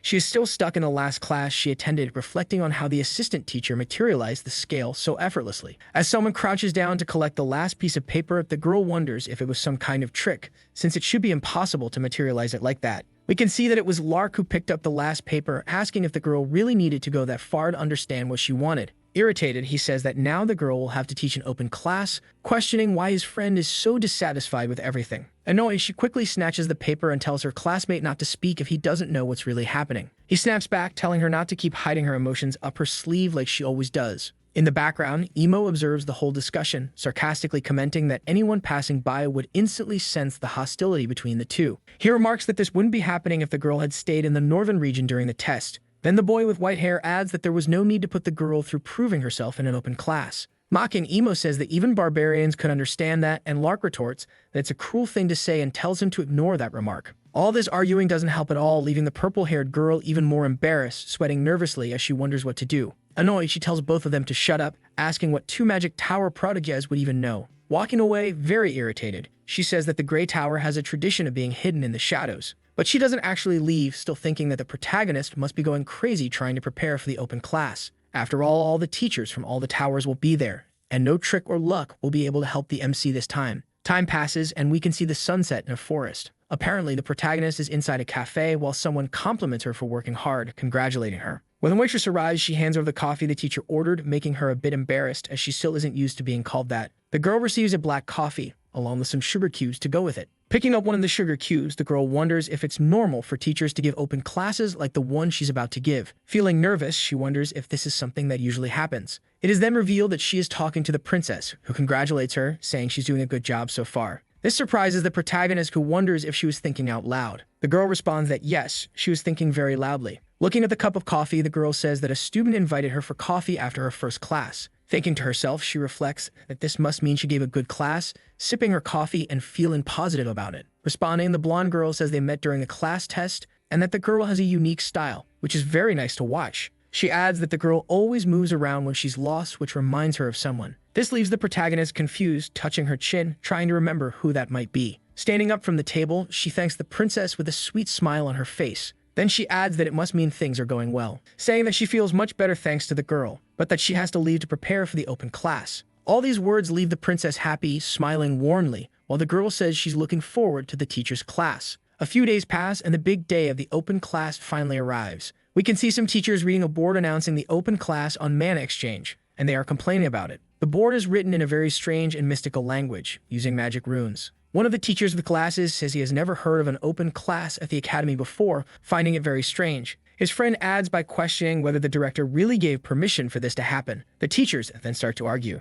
The directors of the White and Black Towers are gathered with their disciples, commenting that the class will be taught by the assistant teacher. Laughing, the teacher from the White Tower says she smells something rotting somewhere. Catching the jab, the man gets irritated, saying that what she's actually smelling is herself snapping back at her. And so once again, the two start arguing a lot while their disciples watch in silence, not knowing what to say. Looking at his friend, the assassin says that he too got dragged into this boring class. Looking toward the hallway, they hear the sound of a bell. Promptly, the Northern warrior realizes the class is about to start and begins heading to the location. Passing by all of her students with a mystical aura around her, the protagonist walks toward the open class. As she passes, the two directors turn all their attention to the girl, watching her closely. Looking carefully at the girl, they notice she is holding a folder full of papers written with magical runes. When the class finally begins, the students in the room stop talking and turn their attention to the teacher. The protagonist grabs a wax crayon to finally start the class and proves she can materialize the scale. They can see that the classroom is completely packed, everyone paying close attention to witness the girl's feat once again. The room is so full of curious onlookers and students that some people are standing in the back. Writing runes on the board, the girl begins by saying that the open class will be about the basics of mana exchange. She then introduces herself to all the students and professors present. She smiles, saying she might not be very elegant in some ways, but asks everyone to focus and pay attention to the lesson. Unbothered by the number of students, the girl steps forward and says that the class is beginning. An old professor reflects that a mere assistant won't be able to handle an open class and should know her place. Then, surprisingly, the director of the White Tower states that the teaching assistant has the support of the director. She adds that, just like the true mages, she is curious to see how the lesson will unfold, as it surely can't be more than a game. The other professors are very attentive and curious to see what will happen inside the classroom. Preparing to teach, the girl takes a deep breath, relaxing beforehand. She then exhales all the air, her expression turning calm, ready for what is to come. For some reason, the girl begins reciting the basics, stating that there are only 3 steps to activating a spell. They expected more, but the girl is only reciting basic things even a child would know. But none of this will matter if the protagonist is truly strong, as knowing something and teaching it are very different. All the professors there have centuries of experience in magic and teaching, and a mere girl shouldn't be able to master such knowledge easily. However, surprising everyone and interrupting the old woman, the protagonist clasps her hands together and demonstrates a very powerful spell. With a simple movement, the girl manages to materialize the divine scale for everyone to see, leaving many professors astonished. Some, in disbelief, claim that this cannot be real. Very irritated, one of the professors says that using fake tricks in a classroom is vulgar. Annoyed, the old white-haired woman asks someone to move out of her way because she can't see the divine scale. Finally, everyone realizes that the girl wasn't lying. Before them stands the supreme spell to deal with the stars, the divine scale. The professors are left speechless, watching the magic float in the air. The protagonist begins explaining, saying she will demonstrate the first step in spell activation. Writing a rune in the air with her magic, she explains that this specifically is the creation of the circuits. A golden Star of David forms in the center of the room. Combining her magic with the divine scale, the girl unleashes an explosion of colors and effects. One of the professors is amazed at the delicacy and majesty of what she is doing. He adds an admiration that is fascinating to think that such a delicate magic could be so perfect. Then, with blue fire emanating from her hands, the girl explains that the second step is paying the price. The blue fire dances in her palm as she says the price to be paid is mana. Placing the magic onto the scale's balance, she states that it must not be too much, nor too little. Observing what she is doing, she adds that the amount of mana must be perfect to balance the divine scale without dismantling it. Finally, she manages to activate the magic, triggering a mysterious effect on the divine scale. Then, snapping her fingers, the girl says that lastly, they must specify the direction of the spell. She activates the ignition magic, causing a huge fire explosion throughout the classroom. She observes, proud that her materialization works successfully. She adds that these are the 3 steps necessary for spell activation. Looking up at the burning flame, he is amazed at the teacher's ability. The purple-haired girl is also irritated, as she did not expect the assistant teacher to succeed. Sweating coldly, the director of the White Tower is sure that her eyes are not deceiving her, becoming nervous upon seeing the magic. The surprise reveals that, subtle as it is, there are traces of star magic within that spell, meaning the girl can manipulate it as she wishes. When a person uses the same spell dozens or even hundreds of times, the starlight will reside within the spell. This is such a special phenomenon that even the very concept of magic becomes hidden at higher levels. As the fireball burns, drawing everyone's attention, the old woman calls this kind of magic extreme magic. Then, smiling, she says that this is enough, and that she knew from the start her friend wouldn't disappoint her. She reflects, confident that everyone present in that room is aware of the steps required to cast magic. Beginning to explain, the girl says that everyone is walking the path of magic, but questions why it is called that. Reading the lesson carefully, the woman says that, as the name suggests, it is a path meant to be walked. As they walk this path, they refine and improve their magic. Her childhood self reflects that she read every book she could get her hands on in order to improve and refine her magical style. Fighting enemy after enemy, the old woman reflects that they spend hours upon hours trying to prove themselves as true masters. Thus, the black-haired man says that this alone is enough to explain, recalling a memory of sitting around a pile of countless books, striving to become the master he is today. Then, looking at the blonde girl, he says that all of them leap into the unknown, studying without forgetting the foundations of the path they tread. Wrapping up the explanation, the protagonist, showing the divine scale engulfed in flames, says that this is the foundation of the entire path. The director of the Black Tower and his disciple are left speechless, completely stunned. The old woman and her disciple, who had been hoping the girl would fail or that it would turn out to be a cheap trick, were proven wrong. Furious, the old woman recites a phrase she thought the MC would say, loudly declaring that's exactly what she would have said. Realizing that this wasn't written in any of the textbooks makes her disciple sweat nervously as he watches the scene unfold. Slamming her hand down on the table with all of her strength, the old woman stands up, cursing the assistant teacher and claiming that this is supposed to be a third-level classroom. With all the commotion and seeing the scene his master is causing, Lark is surprised, asking if she's even okay. Completely irritated, the mage refuses to answer, losing her patience entirely. Finally giving in to the assistant teacher's ability, the woman starts clapping, even though she's still clearly annoyed. The future Northern warrior wonders what's happening and why his master is acting like this. He starts clapping too and stands up from his seat, surprising the students around him as he also begins to clap, encouraging others to join in. Today, the princess, very proud of her friend, also starts clapping, feeling truly happy with the lesson. However, Leslie is not surprised at all. In fact, she's irritated and does not clap, keeping a very serious expression. Then the protagonist watches as the whole room slowly starts clapping for her achievement of summoning and materializing the divine scale. She hadn't been expecting such a reaction, staying there wide-eyed, mouth open, not knowing what to say. Finally, she breathes, relaxes, and gives a proud smile, having proven to her students that what she did was real. Smiling, she says that these were the basic principles of mana exchange, and with that, she ends the open class. Inside Aplia Academy, some students are talking about the teacher. Walking through the corridors, two girls comment that the assistant teacher, Rania, is splendid. As the protagonist walks down the hallways, students say they should have attended the class and that the divine scale she created was perfect. However, some other skeptical students laugh, saying it's just a rumor. 3 students are standing in a circle, excitedly talking about something the teacher did. Being a very shy person, the protagonist feels uncomfortable with the stares, reflecting that it's like they are piercing through her face. She then wonders what she could have done to suddenly be summoned to the director's office. However, the director spoke about handing the academy over to her, saying she's the future of magicians, and his attitude had changed compared to the first few weeks of class. Then the white-haired girl looks to the side, in the direction of her mentor, whispering with a bearded man who seems happier than usual on this particular day. Then, with a big smile on his face, the old man chuckles a little and asks if he really looks that happy. Alongside his disciple, the old woman also starts talking a lot about the last class, acknowledging the young woman's ability. The same happens on the side of the Black Tower mage, who talks a lot about the uncertainty of perceiving someone's strength from the very beginning. Then, while walking, the old man asks if the girl thinks she will go straight to the Grey Tower, but says she must first meet the elders before she goes. He adds that he bets the elders want to see her, and that you never know when they will show up. A story shifts to a frozen mountain during a heavy snowstorm. We can see that someone wrote a letter to their father in red ink asking how he has been feeling. Sipping coffee, a dignified man with long white hair reads the letter with a serious expression. Continuing to read, the writing says it has been a month since the person entered the academy,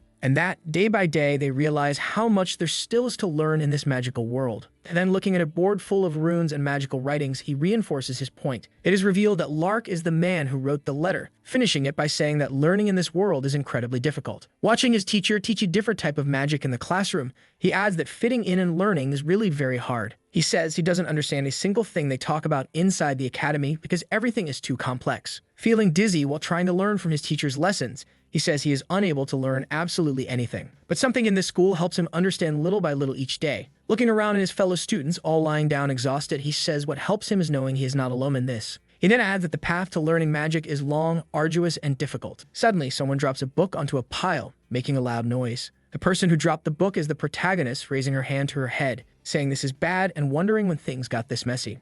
She's in a room completely cluttered with books scattered all over the floor and tables, a total mess. Trying to justify herself, she chuckles a little and says she's been so busy that she hasn't had time to clean her own room. While relaxing deeply on the couch, she says that now that she thinks about it, she hasn't had any time for herself since she started teaching. Then something crosses her mind: if she steps down from the front line, she won't have any reason to meet the elders. And her bad habit of withdrawing from places because of the tense atmosphere has also calmed down over time. Her teaching isn't going badly either, since no one has had any doubts so far, so it seems the classes are going very well. Just as the girl was finally deciding to take a moment to rest, someone enters the room asking if they can talk about a few things. This leaves the protagonist very disheartened, drooling slightly from her mouth, wondering why now of all times. The person then begins slowly opening the door, creating a suspenseful atmosphere. Wiping her face clean, the teacher asks what the problem is and what doubt needs to be cleared up. We see that the person entering the room is the purple-haired girl, looking very sad and shy. Standing up, the teacher closes the door and asks if the girl has a question. With a very fake smile on her face, the protagonist wonders what the girl's name is, thinking of several names but unable to remember the right one. Then, in a very sweet manner, the girl approaches, saying she has something she would like to tell the protagonist. She says she needs to say it, but she's very embarrassed. Recalling the previous classes and all the time she had been a bother, the girl says she needs to apologize for what she did before. She reflects that she must tell the teacher that she had forgotten the joy of learning, and it's all thanks to the protagonist. The girl managed to regain her desire to study, Finally, she says she wants to thank the teacher for everything she has done. At that moment, someone else enters the room by surprise. Far more politely, the newcomer says that so this is where the assistant teacher has been all this time. In fact, it's a crowd of people saying they had been looking for the protagonist. One of the men is an elder from the Gray Magic Tower, and he respectfully bows, saying he is impressed by the lesson she gave. Proudly, one of the men says he would expect no less from a disciple of Rosal, and another suggests that perhaps the girl has invented a new method. They continue, praising that the spells the girl demonstrated in class were beautiful, and that she has reached a high level even at her young age. Chuckling a little, the girl reflects that even after 5 or 6 years, nothing has changed. They are still desperately trying to earn her trust. And even so, she did not expect those lazy people to drive themselves into the room just to say that. Then, in the background, the student who is talking to the MC starts dropping all the books onto the floor. In the blink of an eye, all the books begin falling, making a loud noise. To make things worse, upon seeing her books falling, the girl screams very loudly, worried about her materials. Then, very irritated, the three of them start looking at the girl with an authoritative gaze while she apologizes for what happened. And then the bearded man, very rudely, says that the girl, in comparison, is useless, leaving her very sad, with chills running through her body. In the background, the disciple of the Grey Tower watches everything silently, disappointed with the 3 elders. Then promptly, while the 3 elders were talking about the Magic Tower, the girl asks for permission, already impatient. Saying that she has things to do, she asks the 3 of them to leave the room for today. Supporting the purple-haired student, she says that the academy is a place for learning, not the Magic Tower, and that the students are the priority. With a very fake smile on her face, she tells them to be careful on their way home. Understanding the message, the 3 of them leave, rumbling in irritation about what just happened, leaving Leslie very confused, turning to the teacher and calling her attention. Then the protagonist tells the girl to go to the other side, through the main stairs so she doesn't run into the men. Then slamming the door in the girl's face, very hurriedly, she says that she has things to do and will listen to her next time, saying goodbye. And so she promptly slams the door shut with all her strength in the apprentice's face,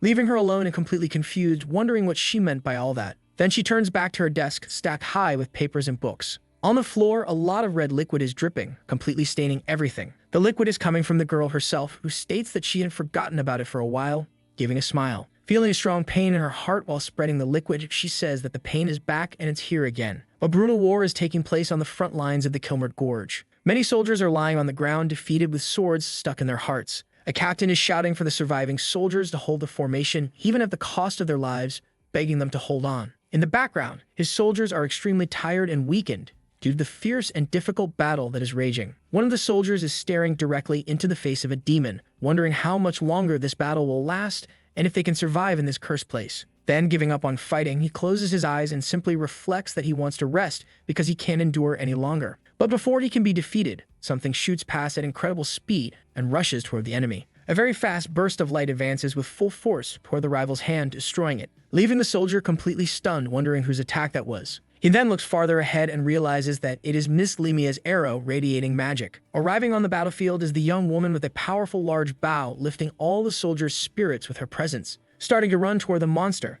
the girl complains that this situation annoys her greatly. Then she draws the bow and prepares an attack against the enemy, saying that it feels like a waste right now. But even so, she can't help but try. She fires the arrow, which emanates a strong yellow energy. Feeling hopeful, the soldiers start to advance, shouting that they have the help of the divine archer and asking everyone to charge without fear against the demon army. However, even with that, the hopeless boy falls to his knees on the ground, wondering if they can actually win this battle, feeling very weak. Then a green healing light suddenly appears on the boy's body. In the background, we can see the cleric from the hero team healing the boy to his maximum so that he can fight bravely in battle. The girl is praying with all her faith for the soldier to heal, releasing a great amount of green restorative energy. However, even though she plays a support role, the girl has a disgusted expression toward everyone fighting in the battle. Finally, the leader of the hero team appears, glowing in yellow and swinging his sword, defeating enemy after enemy, making everyone cheer for his arrival, shouting that the hero Kyle has come to save them all. While the warrior, with all his strength, defeats a demon beast by delivering a strike, the soldiers celebrate that the hero team is at their full power. Time passes in the battle, and finally, the soldiers raise the white flag, indicating their victory. Wiping the sweat from his face, the chief celebrates their victory and asks the remaining soldiers to send news of a triumph. However, in reality, all the soldiers had been defeated,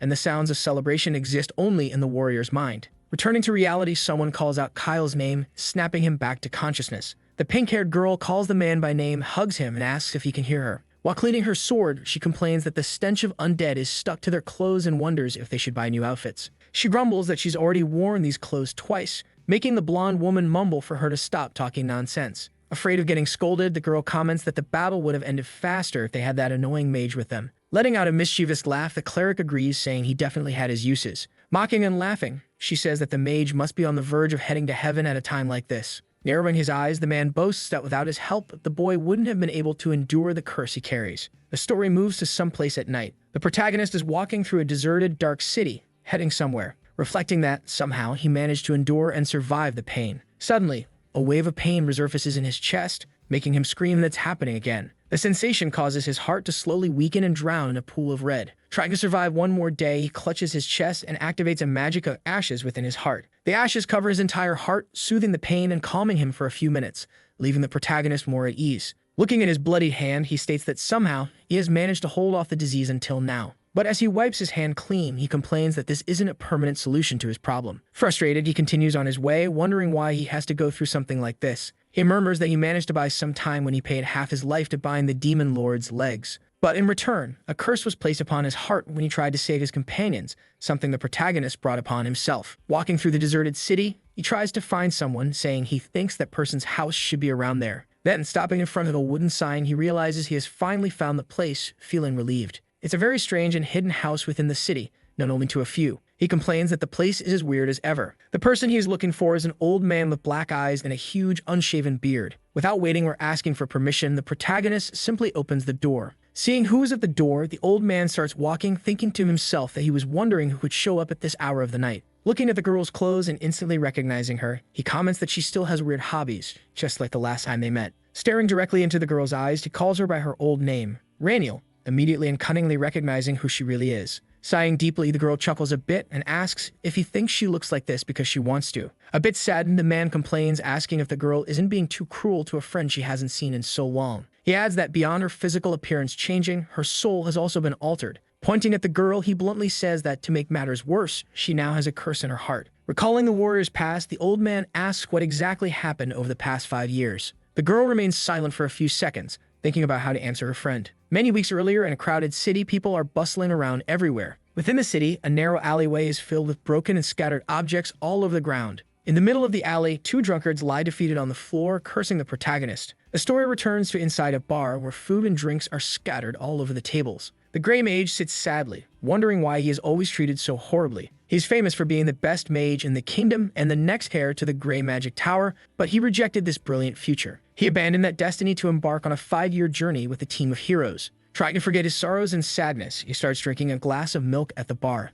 Looking at his powerful wooden staff, he murmurs that he never could have predicted he would be expelled from the team so suddenly. Feeling ashamed, he leans on the table, admitting that he is too embarrassed to return and face his master. At the back of the bar, a woman catches the protagonist's attention, elegantly dressed with long red hair. The boy is completely astonished as he recognizes the woman known as the Succubus Queen. Magnificent and hypnotizing, many men surround her, trying to win her attention, making the protagonist wonder what she is doing there. Outside the city, music starts playing, capturing everyone's attention and preventing the city from falling asleep. The voice behind the beautiful melody belongs to the Succubus Queen herself, who enters the bar captivatingly, drawing many gazes. With a sweet look, she watches her followers and says that this is the path they must follow. An army of men follows her, completely bewitched by her beauty. As she walks, she emanates a pink magical energy and orders the men to enter calmly, forming a line. She smiles, fully aware of the power she holds over those who desire her. As she gets closer, she jokes, saying it seems like today she will feast on the bar's food. In the background, the protagonist follows the army of men and succubi, determined to find out what is going on. He camouflages himself among the Succubus Queen's followers, observing closely as she scolds one of the men not to stumble. Ready for action, the mage activates all his magic to enhance his muscles, making his right arm incredibly strong. His other arm, in turn, gains an intense blue glow, with runes shining all over it. Wanting to exterminate all the demonic plague from the world, he activates a powerful blue magic and charges toward his enemy. The succubus is completely caught off guard by the sudden attack, unable to react amidst her fanatical followers. With all of his fury, the protagonist quickly approaches and tries to grab her, aiming to defeat her easily with his magic. Then he closes the bar's door with magic, preventing the followers from entering to defend her and intensifying the battle. The followers watch the door closing, some leave while others stay, waiting for something to happen. Pulled by her clothes, the succubus screams, scared, asking the man to wait, saying she's confused. Afraid of the battle that is starting, she desperately asks who the mage standing before her is. But without hesitation and without mercy, he activates his multiple magic ability and extends his hand toward the succubus. He unleashes a combo of magic push and anti-magic against the girl. Finally, he points his finger directly at her face and releases all of his spells, drastically weakening her. At last, he activates his anti-shield magic,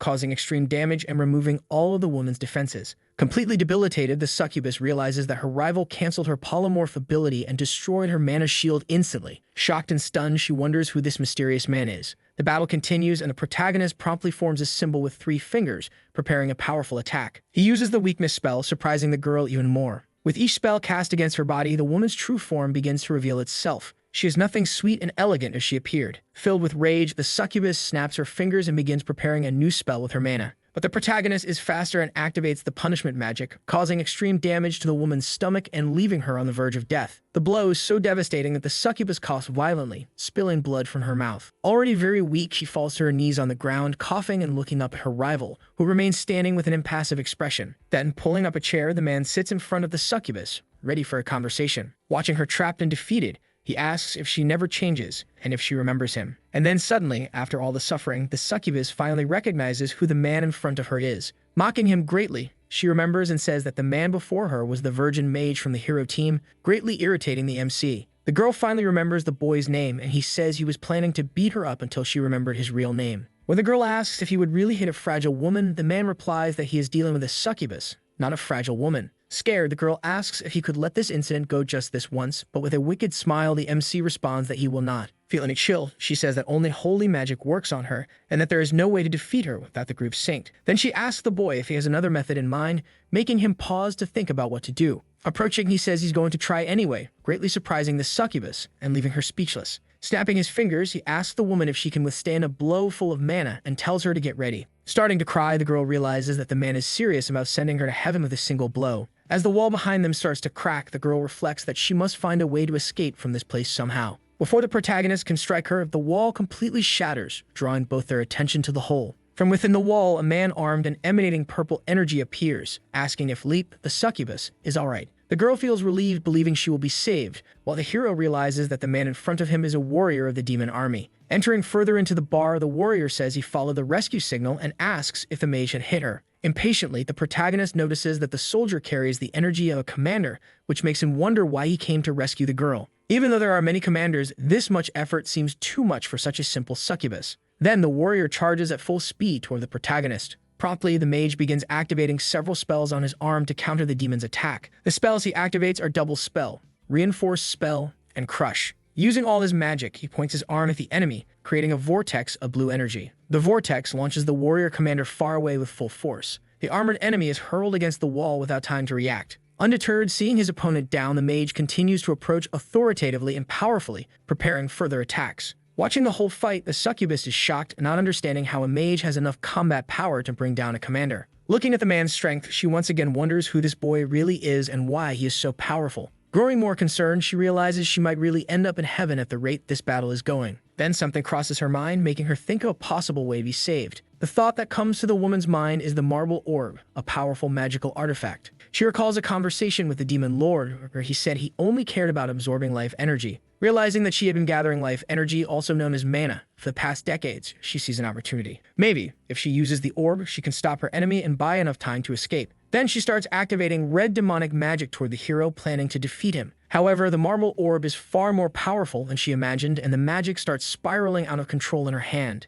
The orb emits extremely powerful energy throughout the room, slipping from the succubus's control. Surprised, the protagonist turns around, wondering what is happening with the demon woman. Amid the purple smoke, the woman seems different and much more powerful. Then the protagonist's heart begins bleeding heavily, likely due to the Marble Orb's influence. Feeling extremely weak, the protagonist kneels down, clutching his chest, overwhelmed by unbearable pain as energy leaks from him. On the verge of death, he starts coughing violently, spraying blood everywhere, almost too weak to continue. The floor becomes soaked with the blood the man is coughing up, his life slipping away rapidly. Looking into the black mist, the protagonist has no doubt about what it is. He says this is the same monster he encountered 3 years ago on the Black Battlefield. The very being that cursed his heart, something he could never forget, the fearsome and mighty Demon Lord. Far too weak to fight, he wonders why this mist has suddenly appeared inside the bar. Seeing the woman approach while manipulating the orb, he questions how a succubus could have something so powerful in her possession. Approaching, miserably enraged, the woman intimidates everyone with her demonic presence. Standing up despite the intense pain in his chest, the boy states he has no doubt about what this black mist is.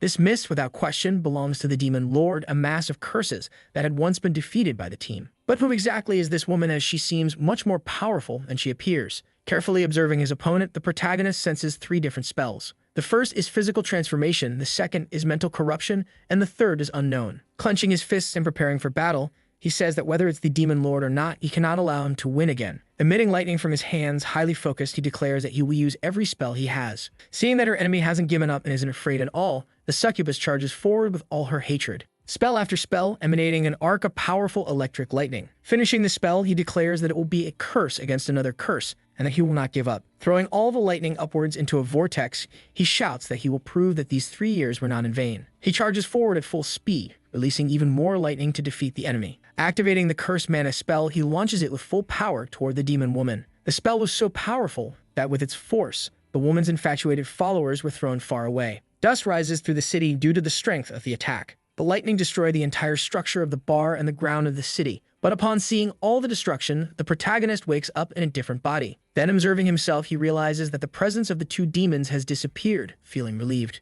Standing up, he dusts himself off and realizes that all the spells he had stored in his body were lost. The mist was very suspicious, and it wasn't the first time the hero had risked his life like that. Touching his face to check for injuries, he notices something strange. He notices that a weird part of his body has grown and that his hair is much longer, like a girl's. His skin is very pale and extremely thin, just like a woman's. Looking more closely at his incomplete body, he realizes he is inside a girl's body. Screaming in rage, he wonders what that woman did to his original body. He worries because he needs a plan, as his body is very strange, and the demon lord's army could be nearby. Closing his eyes, he concentrates, thinking that now it's time to recover the spells lost during the attack, easily materializing the divine scale in front of him, as he will in the future. He finally manages to recreate the divine scale perfectly before him as if it were natural. Then promptly, the divine scale asks what the girl's wish is. Without hesitation, she responds that she wishes for the curse on her body to disappear and for her stored spells to return. The divine scale asks for compensation for such a powerful request.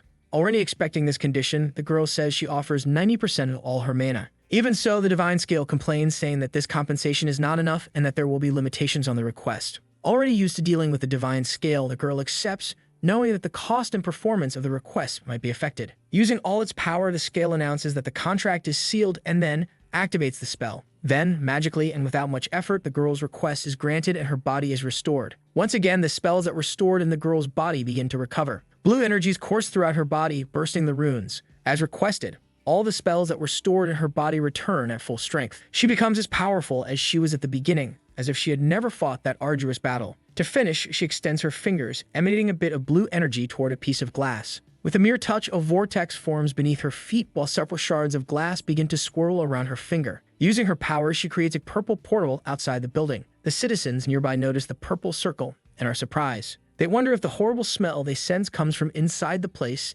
and if it is demonic energy. A patrol of soldiers runs toward the building to investigate what is happening. As they run, they comment that everything was normal just moments ago and wonder what happened to the building. Observing the place and its spells, they realize that a perception-distorting magic was cast around the area. Looking at the aura forming around it, one of the soldiers mutters, "Esquible." He is certain that this barrier originated from the 4th Sacred Skeleton King. Grabbing a small orb in his hands, he realizes that the succubus queen was a commander, and that perhaps this orb is imitating the demon lord's presence. He places the orb into his pocket, planning to investigate it later. Declaring that he can't just let this pass, he decides he must find out exactly what this is about. Looking at his feminine hands, he states that this is the strangest effect of all. If the goal was to defeat him, there were much faster ways than changing his gender. Irritated, he feels his nerves on edge, as he never wanted to be a woman. However, he calms himself and walks calmly, concluding that there's no point in worrying now, as he won't solve it anytime soon. The matter now is to adapt, since this change seems permanent for now. The story moves forward to the present, at night inside a mystical shop. Sitting on a chair, the girl talks with her friend, telling him everything that happened over the past few weeks.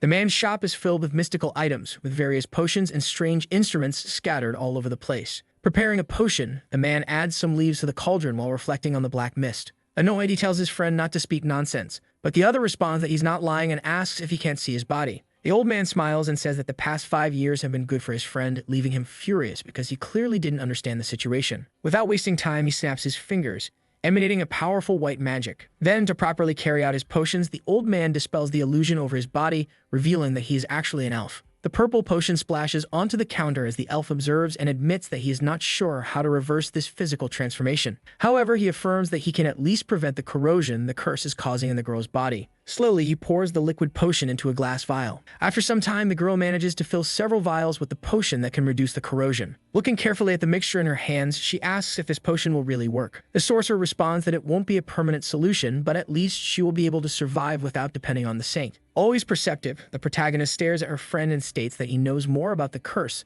than he is admitting. However, for some reason, he hesitates and replies that he cannot reveal everything he knows. The two begin to argue, but interrupting the fight, the elf tells the girl to drink the potion once a month. Determined not to accept it for free, she says she will be available to help him whenever he needs. The man reflects for a moment and says that, in truth, there is no payment he is interested in. But then, he mentions that there is something he needs. In recent days, he has felt something moving in the underground tunnels of the city. Within the sewers, a completely purple wolf emanates curse energy. The elf reveals that he already sent a disciple to investigate, but without success. The girl is surprised and asks if he really has a disciple. The scene cuts to the sewers, where a young man emanates a blood-like energy. Curious, the protagonist continues asking about the boy. The elf corrects himself, saying that instead of calling him a disciple, it would be more accurate to call him a relative, as he was the one who taught magic to the young man. He then reveals the boy's name, Belno. In the underground tunnels, the boy faces the demonic wolf, ready for a tough battle. In the city's underground, something very tense is happening. The disciple of the Black Tower, is fighting very bravely. An army of demonic wolves stands before the assassin, who shows no fear at all. As he approaches, he says he promises to meet Klo tomorrow. To activate his magic, he sacrifices the tip of his finger, stating that it's better to finish this battle as quickly as possible. He then unleashes a powerful beam of dark energy toward one of the wolves, completely destroying it. With his broken finger, he prepares to continue the battle without pausing even for a second. Then he fires another blood blast, piercing through another cursed wolf. Finally, he strikes another from above, smashing it against the ground and easily defeating it. Many wolves are slain and left to fall into the sewer water. The boy starts speaking aloud, saying he thought his teacher was going crazy when she forced him into the river of mana, but something happened. While defeating another wolf with his powerful blast, he says he didn't expect that it would actually bring him benefits. Now he can use less mana to achieve greater effects in his spells than before. After defeating all the enemies, he finally rests, as it had been a long and grueling battle. Then, in the background, someone calls his attention, making him turn to look. Deep within the city's sewer, someone is approaching, sparking the protagonist's curiosity. From the end of the tunnel, it's possible to see the protagonist approaching, emanating very powerful blue energy. Hundreds and hundreds of wolves can be seen, while the boy murmurs that the undead are wandering freely through the city's sewers. And even so, someone is walking through there without any concern for hiding their presence, even among so many enemies. Then, activating more and more powers to fight the approaching figure, the hero charges forward. Raking even more fingers of his hand to fuel his power, he becomes extremely stronger. Someone walking through such a hostile place could only mean that they were responsible for unleashing all the undead there. He activates the powerful magic known as the Needle of Shadows. The boy from the Black Tower casts the spell toward the girl with all his speed, aiming to defeat her. The protagonist, upon seeing the shadow needle approaching, does not react with fear, as she knows exactly how to counter it. The assassin then begins to prepare even more attacks, moving all the water around without giving his enemy any chance to react. However, his attacks prove ineffective as he realizes that his rival dodged very easily, even faster than the Northern Warrior. Worried about the strength of his opponent, he breaks all his remaining fingers, saying that he needs to use everything he has to defeat her. Then several barrages of shadow needles are launched toward his enemy, aiming to defeat her. But without any fear, the girl activates the acceleration magic, easily dodging all the attacks coming her way. She jumps very high, escaping all the shadow blades and advancing against the boy. Seeing the woman approach, the boy panics because he had given everything he had, and it was all useless. Seeing the girl's hand coming closer, he realizes he cannot do anything to counterattack, as she is much faster than his magic. The pointed girl gets too close, leaving the boy no choice, as it is impossible to dodge at that distance. But in truth, her magic was just a playful flick on the boy's forehead. Teasing him, she leaves him completely confused. Finally, she ends the battle, saying that Belle has improved a lot since the last time they met. However, as a teacher, she corrects her student, saying he still lacks the basics and the first lesson is clear: never attack a person you don't know out of nowhere. Then, surprising her disciple greatly, the girl reveals herself, startling him as he didn't know the assistant teacher would go down into the sewers. Very confused, he asks why his mentor's assistant came down to the city's underground. Sleepy, because it is already late, she responds that the boy's master asked her to clean up all the mess being made in the sewers. This leaves the boy even more confused, asking if the master she is talking about is old Cardi from the city's potion shop. The girl snaps her fingers, confirming that she was indeed talking about the elf. Then, while preparing to leave after cleaning up all the sewers, she comments that Cardi and she have been old friends for a long time. The bodies of the wolves begin to completely disintegrate with the magic.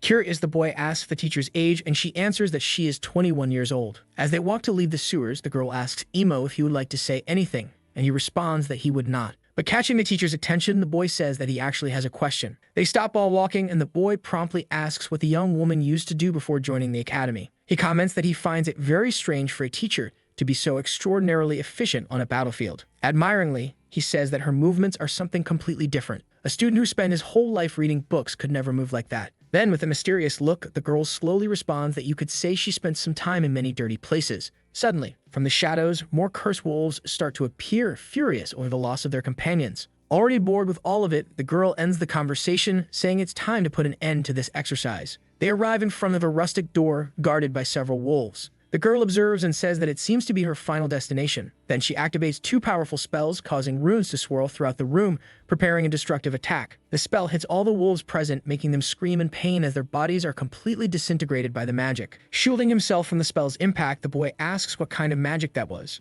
To him, it seemed like the girl combined several spells at the same time to unleash a single powerful attack. Being just a student, he admits he cannot even begin to understand the principle and mechanism behind that spell. When the door begins to open, the boy hesitates, smelling an unpleasant odor and wondering if they really should enter. With all her experience, the girl says she can already guess what's inside and that she must be very careful in cleaning up this kind of thing. Inside the room, a tomb reveals itself with a very beautiful stone in front. Time passes, and it is now morning in the city. Back at the potion shop, the protagonist asks who Belle is meeting with. The old man quickly responds that he is meeting with a childhood friend named Chloe. Surprised, since she didn't imagine he had a childhood friend, she asks why the boy changes his appearance. He responds that it was to get closer to humans. Ending the conversation, the girl says that she needs to leave as she has many things to take care of. She places a small altar on the table, explaining that this simple monument was releasing an exponential amount of demonic energy. It was suspicious enough that something like this was hidden in the middle of the city, underground, guarded by several monsters. But even more concerning was that the material was exactly the same as the marble the succubus had been using. Perceptive as always, she realizes the object was also protected by a perception barrier,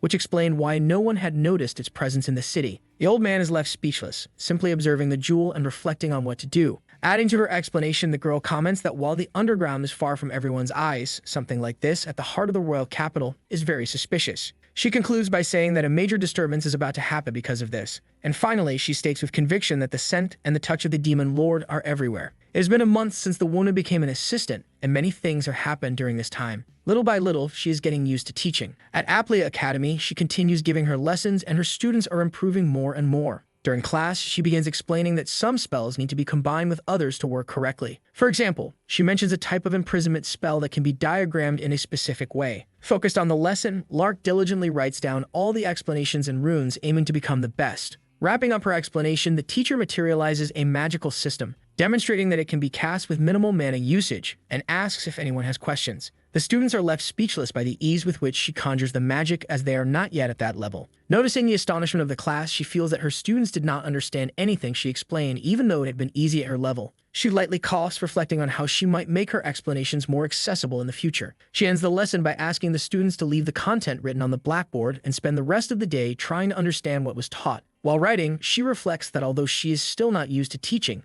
today's class felt easier. She suggests that the students try casting the spell on their own before the next class, practicing to work through any difficulties. After that, she bids farewell and ends the class for the day. The students gather around the blackboard, discussing the explanation and trying to figure out how to cast the spell. After class, the girl heads to her personal room to rest a little. Leaving the classroom, she senses that her master will probably scold her again. She remembers the last times when he complained about certain aspects of her teaching. Even though many students are struggling, she knows that some have said they have learned a lot since her classes began. At the end of the hallway, she notices a teacher surrounded by two students, helping them with some doubts. He patiently explains the functioning of a spell, simplifying it as much as possible so the students can understand. As she passes by and hears the explanation, the girl realizes the man managed to teach the principle of explosion very easily. She begins to sweat nervously, realizing that maybe she needs to put in the same effort to make her explanations easier to grasp. Observing the teacher's didactics, she questions why she had never thought of that before. Still reflecting, she thinks that if the students don't understand, they will try to clear their doubts on their own,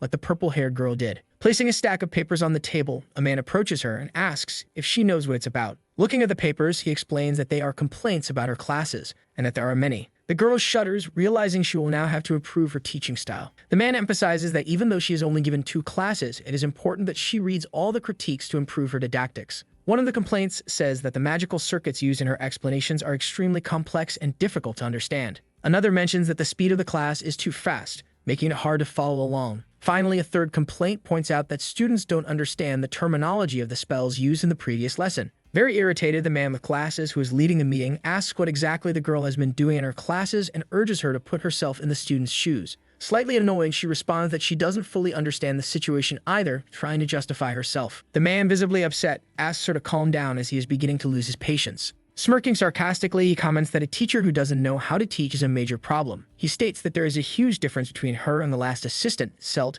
who had a much more efficient teaching style. Curious, the girl asks who this man is, which leaves her interlocutor surprised, as he cannot believe she does not know the former assistant. Explaining, he reveals that Selt fought side by side with Professor Machart on the battlefield. He adds that he was withdrawn from combat due to serious injuries, but that he still continues to walk the path of magic. Mocking, he says that unlike a certain person, a man puts himself in the situation and position of his students and teaches them to move forward. He says that he is a true and highly respected educator at the academy, belittling the girl. Some time passes and the story moves to the cafe, where the protagonist always goes to relax a little. Opening the cafe door, the attendant tells the girl to sit wherever she likes. And we see that the girl present at the cafe is Lash, who came to study a bit. Many students complain that the teacher's classes are too difficult to understand, so they asked Selt to explain because his teaching method is much better. Being very antisocial, the girl wonders why there are so many people in this cafe. Then she notices an empty spot to sit and gets excited about it. Paying attention to her surroundings, she hopes that the person nearby won't be too noisy. Spilling his drink all over, Lark introduces himself, greeting the girl. She is very surprised as she was not expecting her friend to be studying at the cafe at the same time. To avoid an awkward atmosphere, the girl asks if the boy's name is Lark, as she remembered, which he confirms.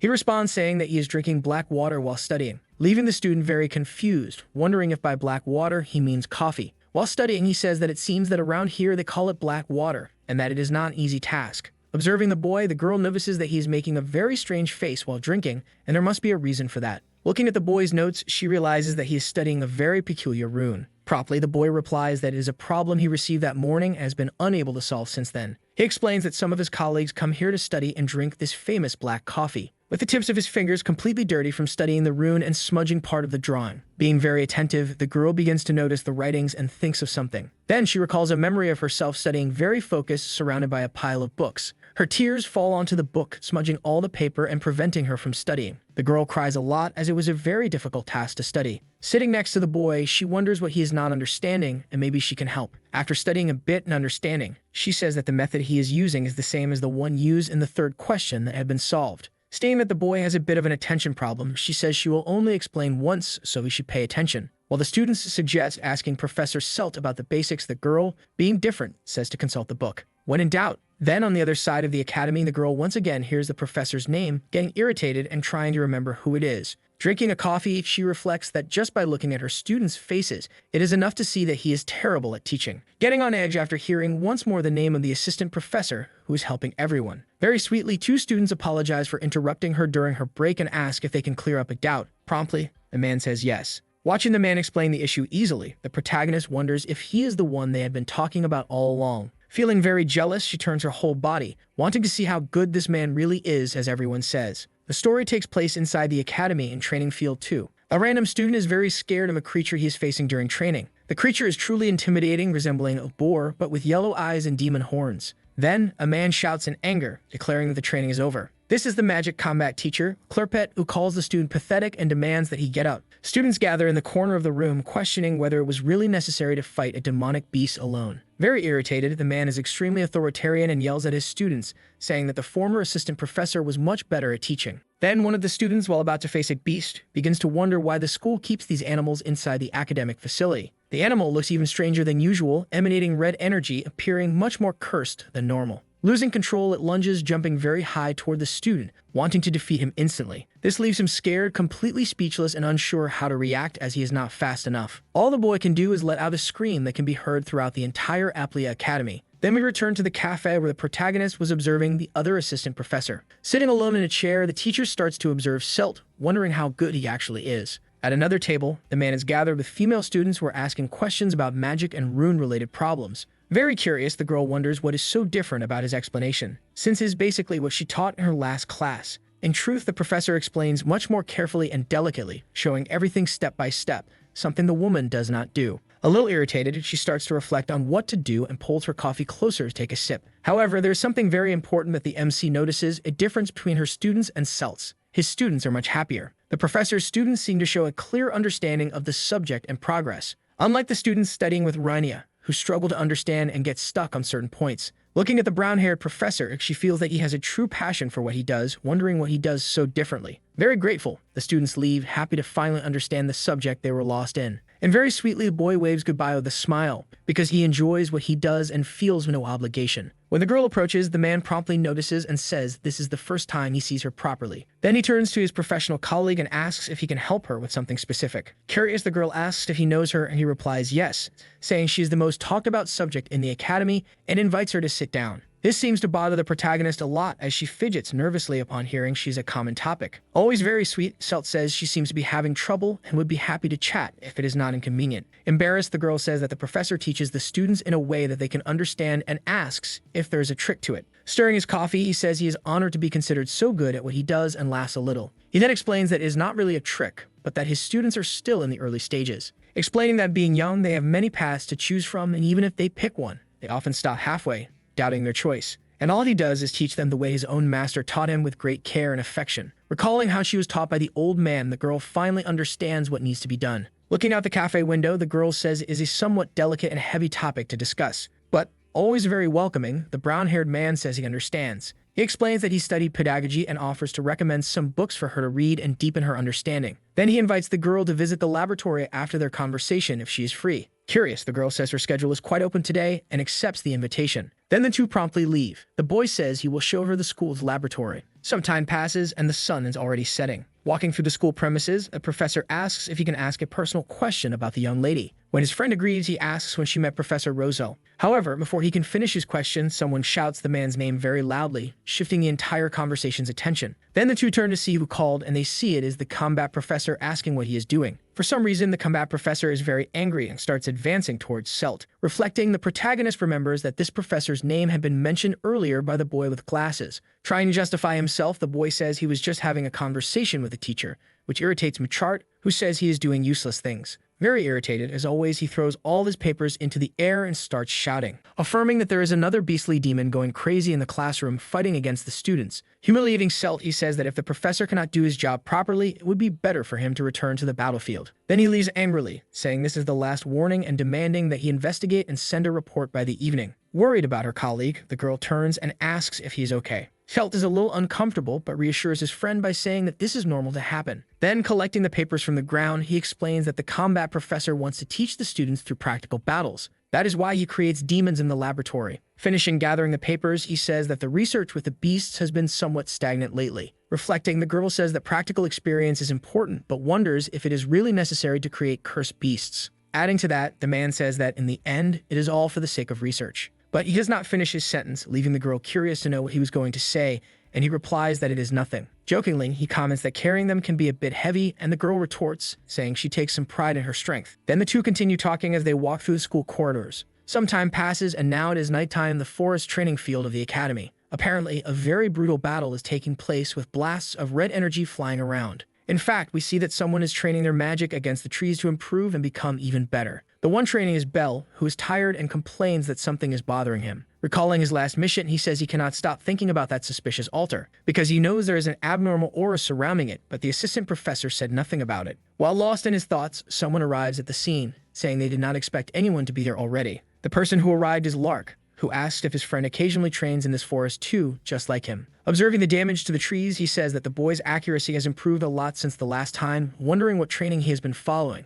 The two start walking while the warrior asks if his friend has a mentor outside the academy, and Bell retorts. Hidden among the trees, there is an army of demonic beasts observing the two boys walking. As they walk, they start talking about various random topics. Finally, Lark asks if they can have a little competition, suggesting they turn this training into a challenge. Looking ahead, the assassin says aloud that it is funny to think that beastly demons would appear in Aplia, but his friend easily retorts, saying that normally this would be impossible to happen within the academy's territory. Seeing the beastly dogs approaching, they wonder how they should count the points for the competition. The animals start running, spreading cursed aura everywhere, completely enraged and eager for battle. Starting a challenge, the two prepare for a long fight. Seeing the unstoppable animals approaching, they shout at the same time as start and charge forward. In the academy dormitories, we can see that one of the houses has a huge hole. Inside the room, someone complains that the wind is very strong today, making a lot of noise. We see that it is one of the academy students who says that with this wind, it is impossible to sleep. Then suddenly, a big explosion happens, sending a stone flying through the ceiling. Getting up and very curious, one of the students wonders what that thing is in front of him and why it is moving. It is a demon that appeared, something impossible because the academy has a barrier surrounding the entire place. Then they realize that the combat professor uses these beastly demons in his class, making everything even more suspicious. Even so, there is an army of dogs forcing the students to run for their lives. More and more dogs appear all the time, making the students wonder if they are multiplying every second. A series of dogs charges at one of the boys who has no time to defend himself, only accepting his defeat. Then a lot of slime appears all over the room, drying the floor. Suddenly, we see that the boy is still alive, wondering why it did not hurt, feeling very confused. Another student appears, saying that the students have been evacuated to the third dormitory. It is possible to see her summons defeating one of the wolves without any mercy. Surrounded by several summoned creatures, including lions and birds, Lesty appears, saying that her classmates were in her way. With the dormitory completely destroyed, the boy thanks her for saving him, and the girl replies that she only did what needed to be done. Promptly, the girl activates a green magic of multiple summons, essential for that moment. Preparing for the fight, she summons even more lions onto the ground and charges at the enemies.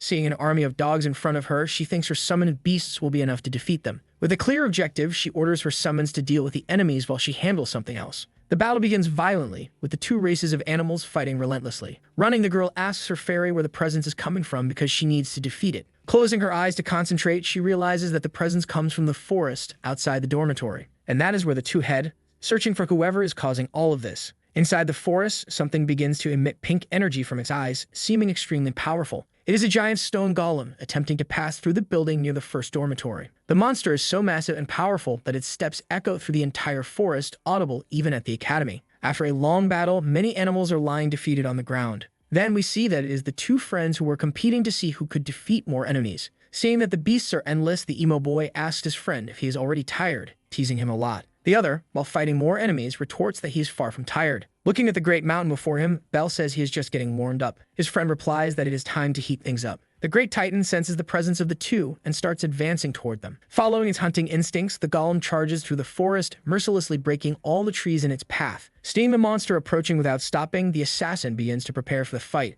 The same happens with the northern warrior, who plans his strategy to defeat the enemy. Then the two activate magic specific to the towers where they were taught. Both leap using their blue and red mana to charge against the stone titan. The first to attack is Bell, who activates the red shadow needle. He fires several volleys of this magic at the enemy, trying to weaken it. He manages to hit the monster's shoulder, but the attack does not seem to have much effect, only spilling a bit of green fluid. To help his friend, the northern warrior jumps and prepares a powerful attack with his axe. Activating the weight magic, he leaps over the titan, further energizing his weapon for a destructive blow. Throwing one of his axes toward the titan, he causes even more damage to its structure. The blow is so powerful that it cuts off one of the arms, which had already been weakened by the shadow needle, causing massive damage to the titan. Irritated, the enemy roars in pain, scattering green fluid across the field, but does not give up fighting. Seeing the giant advancing, the disciple of the Black Tower says this should have been the end of the battle. Curious, he notes that their blows should have completely immobilized the monster, but that is not what happened. Surprised, he realizes the monster is much more powerful than it appeared to be. To their shock, the fallen arm of the titan starts to regenerate through magic. Confused, they wonder what is happening and how to stop this regeneration.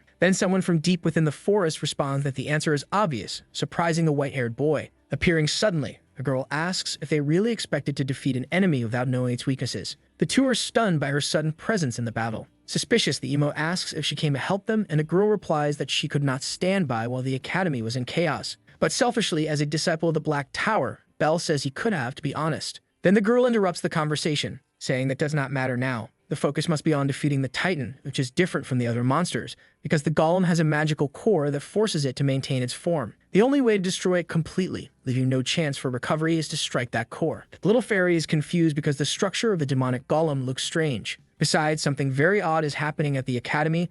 The barriers should prevent creatures like this from entering. This could only mean that the monsters did not break through the barrier but instead appeared inside the school grounds. Worried, the girl says she has a very bad feeling about this and asks everyone to be careful during the fight. Lark asks if the plan is simply to destroy the core, and the girl confirms that this will make everything easier. The three begin to emanate their magic, preparing for the arduous battle ahead, wanting to protect their fellow students. Promptly, the two boys charge to the front lines, leaving their friend behind as support. Both charge forward, preparing attacks from their respective schools, while the girl begins to cast her spells. The northern warrior, a disciple of the White Tower, casts 2 spells on himself. He prepares to deliver a powerful blow and needs to understand the enemy's movements first. Then he strikes a destructive attack, making the golem spread green fluid throughout the forest, suffering heavy damage. Following the plan, Bell needs to move forward and attack before the monster regenerates. He activates his black blood magic and casts the Prison of Shadows, completely wrapping the golem, trying to immobilize it. The final blow is left to the girl, who summons extremely powerful lightning fairies. Using multiple spells, she enhances her summons but begins to sweat from the excessive mana consumption. Belle, impatient,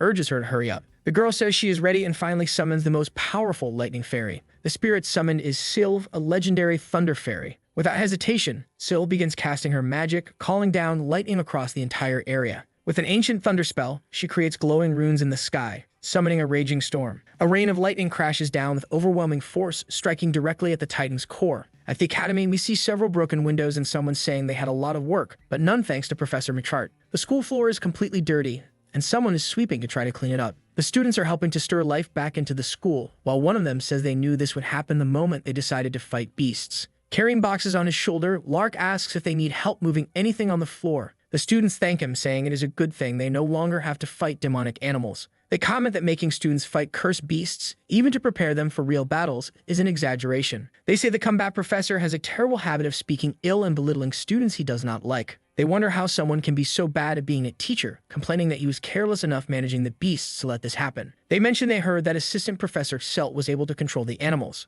Even so, the blame falls on the professor, and we see him standing in a tribunal with the academy directors. During the entire interrogation session, someone bangs the gavel. We see that it was the director who silently orders everyone to come to order. Then he asks the professor if he has anything to say regarding the accusations against him, making him nervous. That all the research and achievements related to demons. Most importantly, all the beastly animals inside the academy were under the professor's jurisdiction. All evidence points to man's guilt. Getting very nervous and irritated, the man says the demonic beasts were being bred for practical combat training and experimentation with the students. He claims that he is a warrior who fights for people on the battlefield, and that it is wrong to suspect him of manipulating beasts to attack others. The students comment that he is not actually answering the question. The man continues saying that there is a limit to how much insult he can take. Reflecting, the princess's bodyguard says the professor has always had a strong temper, but asserts his pride as a warrior. Not even the master of the Grey Tower could break the academy's barrier, serving as strong evidence against the professor. The beasts came from within the school, and the first ones were hidden by a perception-altering spell. With all the arguments laid out, everything points to someone infiltrated inside the academy. They say the man will not convince anyone at the tribunal of his innocence if he only shouts and gets angry at everyone. Observing this whole scene, the director becomes increasingly irritated and impatient with the weak defense of the accused. The accused assistant appears, shouting for him to sit down, calm himself, and wait for the director to act. When the soldiers recognize who the boy is, they let him through. He thanks them, very relieved as he had been treated badly. Approaching the tribunal, Selt prepares to speak and compliment the case.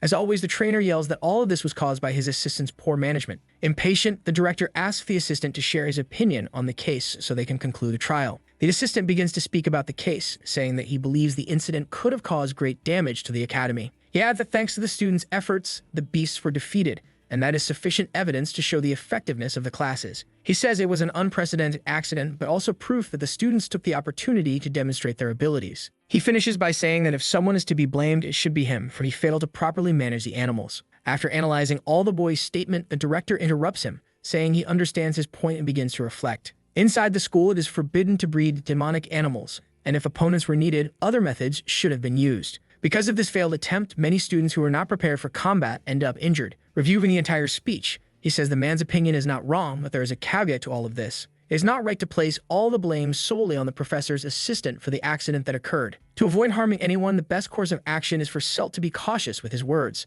Summarizing the entire case, the director orders that the combat professor be detained until the matter is decided and concluded. However, the tribunal's result leaves the man furious, his nerves on edge, allowing hatred to consume him. Angry, he starts shouting at the director, asking how he dares insult him so rudely, while people try to restrain him. Breaking free, he screams that he was a kingdom warrior and cannot be treated like this. After all this happens, the story shifts and a bright constellation appears. Someone speaks to another person, telling them to pursue and retrieve something important. The one listening is the blonde princess, who hears a voice advising her. The girl seems to be in space, in a spiritual moment beyond human consciousness. She was sleeping while hearing the voice asking her to seek something important. Finally, she wakes up very confused, wondering what had just happened in her dream. The day seems to be starting now, and the sun is shining through the castle window. Putting her clothes in her closet to get ready for school, the girl reflects that this revelation was different from the others she had before. She says it is the first time the stars have given her a revelation, as if speaking directly to her. Confused, she looks at herself in the mirror, wondering what the stars were trying to tell her with all of this.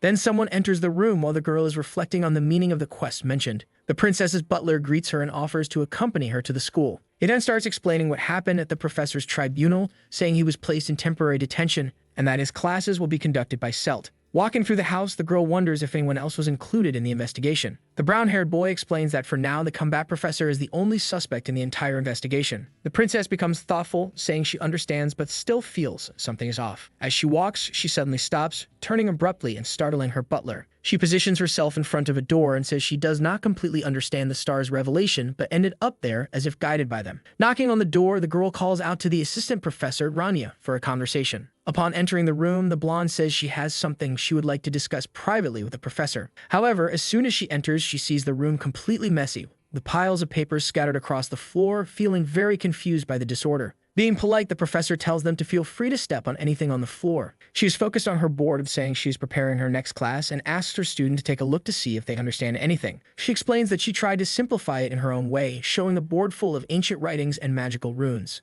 The two are completely speechless, embarrassed because they understand nothing of the supposed simplification. Trying to shift the focus, one of them coughs to catch the girl's attention. He begins explaining that he is the kind of person who can understand magical circuits only by instinct, but he doubts he can help much. Sweetly, the professor says that the MC seems to have changed the direction of her heart since the open class she gave, which leaves her confused.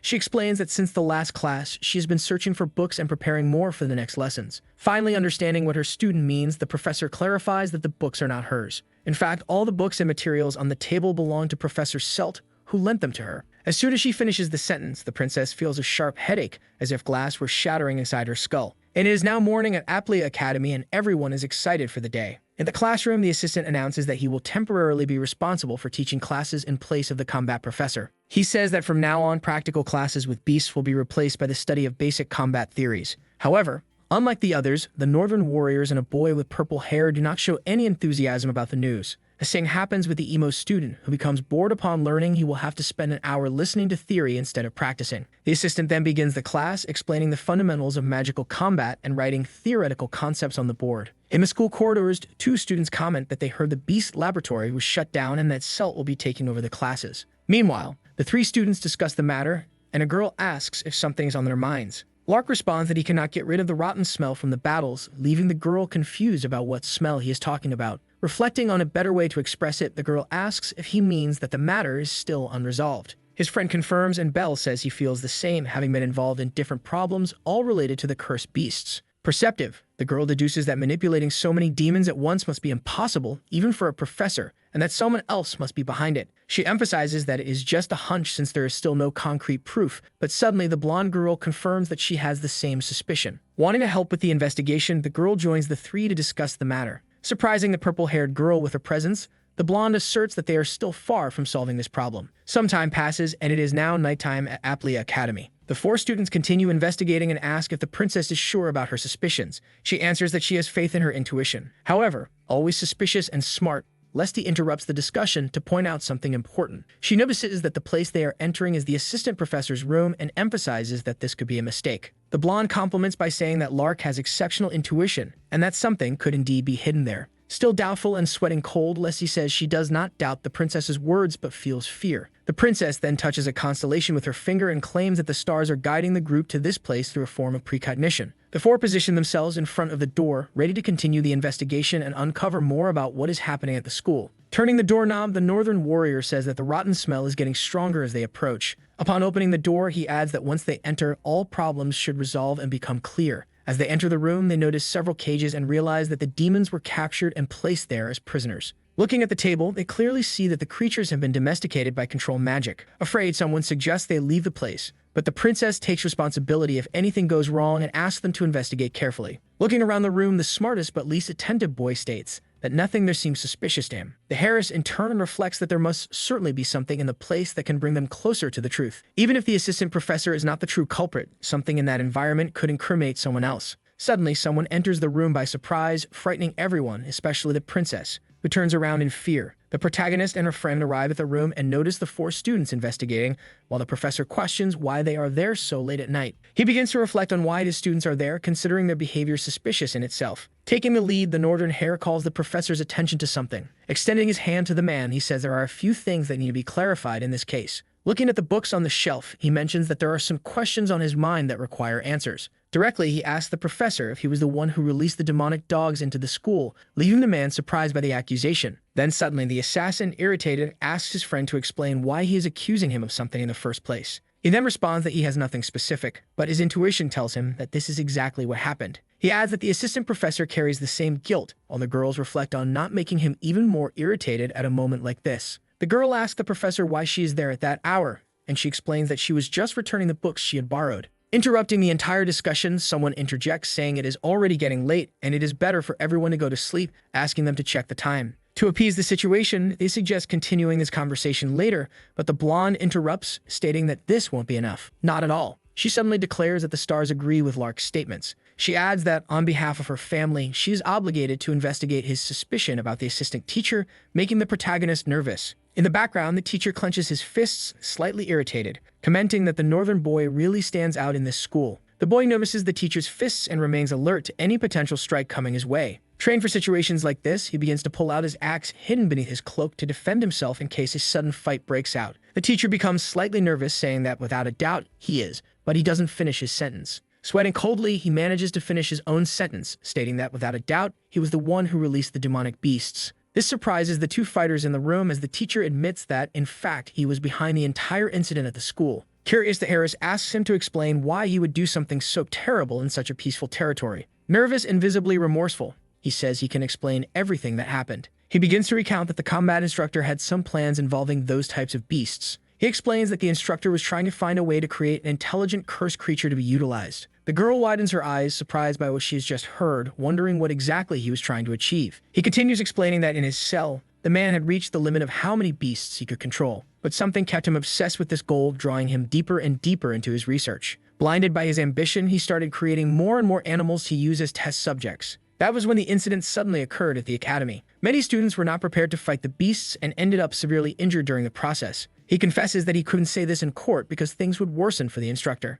With a heavy conscience, he admits he thought he could at least eliminate all the beasts by himself. Crying and feeling extremely guilty, he says it's all his fault. If he had worked harder, he could have prevented the instructor from doing something so horrible. He breaks into tears while all the students and the protagonist watch him silently, reflecting. Approaching gently, Lash tells the teacher to calm down, stating that she now understands the whole situation. Always straightforward, Belle asks what they should do from now on with this information. Someone in the background suggests telling everything to the director and letting him decide what to do. At the moment this sentence is said, a bit of universal dust passes through the girl's fingers. She reflects that the stars are revealing something and their warnings are intensifying even more. She wonders why, given that the teacher seemingly revealed everything there was to say. Suddenly, the universal dust stops passing through the girl's fingers, leaving her very surprised. Then someone inside the room activates their punishment magic. The teacher is forcefully thrown aside, surprising everyone in the room with the brutality of the blow. Mockingly, someone says they only wanted to hear an excuse and didn't need to create such a stupid story for that. On edge, this person says the teacher deserved a punch in the face and asks if they should call him by what he really is,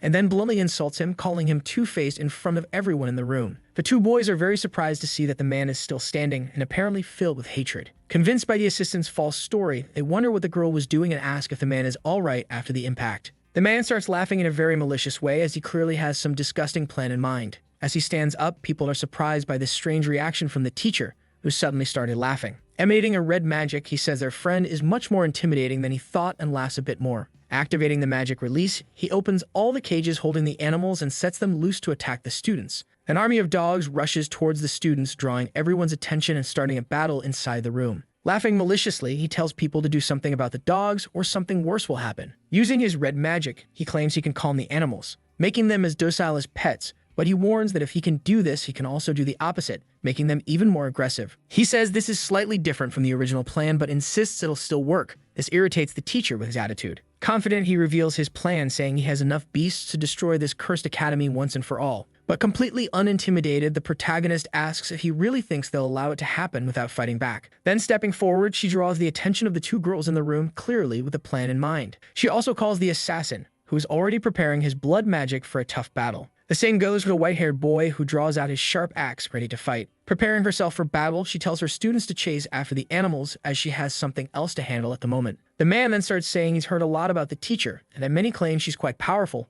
but he's not intimidated. With a malicious look, he prepares a fire spell, saying he understands why she acts so arrogantly. Launching the powerful spell, he says he understands why she thought she could defeat him. However, the spell is easily deflected with a slap, making it fall to the ground effortlessly. The girl doesn't even move. Wiping sweat from her face, she asks who the teacher thinks he is to call her arrogant like that. Without stopping, the teacher activates his multiple ignition spell. Enjoying the battle, he throws more fireballs, acknowledging his rival's boldness. The two begin fighting while the girl points out that he did all this while teaching classes with an innocent face. Laughing at the comment, he asks if she really thinks the combat professor is his master. Then he unleashes a powerful blast of fire, saying he has only one mentor. Very surprised, the girl asks if he's referring to the man with the filthy demonic energy. Cutting through the fire blast with her bare hand and releasing her own magic, she asks if he truly calls that man his master. Then she takes out the small stone she found at the altar, admitting this will be more difficult than she imagined. The school villain is greatly surprised, wondering how the girl got hold of that stone. Breaking the stone, she says the man is making everything harder and questions why he collaborate with demons. Seeing the altar destroyed, the man becomes enraged, saying it was a relic belonging to his master. He clenches his fists, emanating purple energy, and says the girl has no idea how valuable that was. Completely insane, he starts releasing his purple energy throughout the room, demanding to know how she dared to break that object. Many purple runes appear in the surroundings, preparing a powerful attack capable of destroying any amateur. Then he activates his dark magic called Black Needles. Countless needles begin shooting out of the purple rooms with great speed and power. The black needles move around the room like lightning, not stopping even for a second. Surprising everyone, they hit the protagonist, causing a small explosion upon impact. While the needles strike her, he mocks her, saying she's an idiot who doesn't understand the true value of what she destroyed. The man's hatred begins affecting the room's structure, making the walls shake as he continues shouting. The power of his energy is so intense that the room starts falling apart, unable to withstand the magical pressure. Seeing the girl lying on the floor after the impacts, he starts laughing, believing he has won. With an evil smile, he says this was the power he sought all along. His evil purple energy intensifies. Then he states he's glad he believed and followed the man who became his mentor. Distracted, he looks at his hands and says that with this power, he can defeat the combat professor with one hand. His energy becomes so intense that a purple mist begins to emanate throughout the room. Amid his madness, he claims he can do anything he wants in the world with this power. Then an empty vial falls to the ground, making noise while he continues saying he just needs to believe and follow his master. Completely bored, the girl gets up, yawning and saying she feels sorry for him. But the man isn't intimidated, even as the girl casually cleans herself in front of him, saying he almost respects her for surviving but came prepared for this. Laughing mockingly, he says the girl even brought a healing potion to the fight. Relaxed, she replies that it's not a healing potion, just a nutritional tonic she needs to drink every month. She says she forgot to drink it earlier, and since he was talking to himself anyway, thought it was a good time to take it. Ignoring what she says, the man begins summoning multiple runes on the ceiling, insisting it's still too soon for her to take it easy. Finishing his spell, he declares that she will not leave there alive and wishes for her to go to heaven peacefully. With his eyes completely purple and confident in his victory, he activates Dark Impact, a powerful magic. Black tentacles begin to fill the entire room, heading toward the protagonist to defeat her. However, the girl has already faced far more powerful enemies and sees all of this with a smile on her face as it feels like nothing more than a joke to her. Before the attack even gets close, it dissolves into the air, turning into dust. Surprised, the traitor wonders how this is possible, as his attack should have been unbeatable. Activating her magic, the girl laughs, saying that her rival just revealed his connection to the altar, giving her a good idea of who his accomplice is. From the room, a blue dust is emanating from the teacher's hand. With the magic activated, she fills herself with responsibility and says that her rival will be defeated. Irritated and sweating cold from fear, he asks how the girl managed to do this. Seeing his magic being destroyed, he asks how she could do it so easily. Laughing a lot, she says that even a 5-year-old child could destroy such a weak spell. Then she charges forward, activating blue runes in her hand. Activating the spell boost magic, she applies it to the punishment spell. She then rushes at her rival with all her strength, delivering a powerful punch to his chest, energized by magic. The punch is so strong that it makes the man cough up blood, feeling immense damage. The blow is so forceful that it sends him flying like an inflatable puppet, completely aimless. He falls to the ground on his knees as the impact landed directly on his stomach, leaving him powerless, while the girl seems to have not even suffered a scratch so far. Mocking him, she says she held back and tells her rival to get up and stop scheming. Using his last bit of strength, still lying down, he begins to activate and emanate purple magic from his hand, refusing to give up. Then several runes appear on the girl's back, illuminating the entire room with a purple light. He activates his Black Needles magic once again. Refusing to surrender, several sparks of energy burst from the runes again with full power and speed, activating and enhancing his multiple summoning magic. Hundreds of needles shoot out from the runes toward his rival in a surprise attack. However, without even looking back or moving before they can get close, the attack is already destroyed and dissolved into the air. Getting up, very weak, the man asks how many spells she has stored in her body as she is destroying his like they are made of paper. Not giving up, he activates other purple runes, believing that this time they will be enough. Laughing confidently, he asks the girl what she thinks of this attempt as the runes appear behind him. Activating 2 more reinforcement magics and dark impact, the runes help the teacher launch an even more powerful blast from his hands, creating a black trail toward his rival. The blast is extremely strong, dominating the entire room with a vortex surrounding the main laser. With completely insane eyes, the man screams for the girl to go to heaven already, as he uses all his magic. The strike forms a powerful trail of purple fire where the protagonist was standing, causing a large explosion. Seeing the wreckage, she finally breathes and relaxes. Apparently, he has defeated his rival and comments aloud that, in the end, all she did was talk. Then she appears by surprise behind the man, mocking him, saying she could say the same about him. She runs at full speed, emanating energy toward her enemy, surprising him.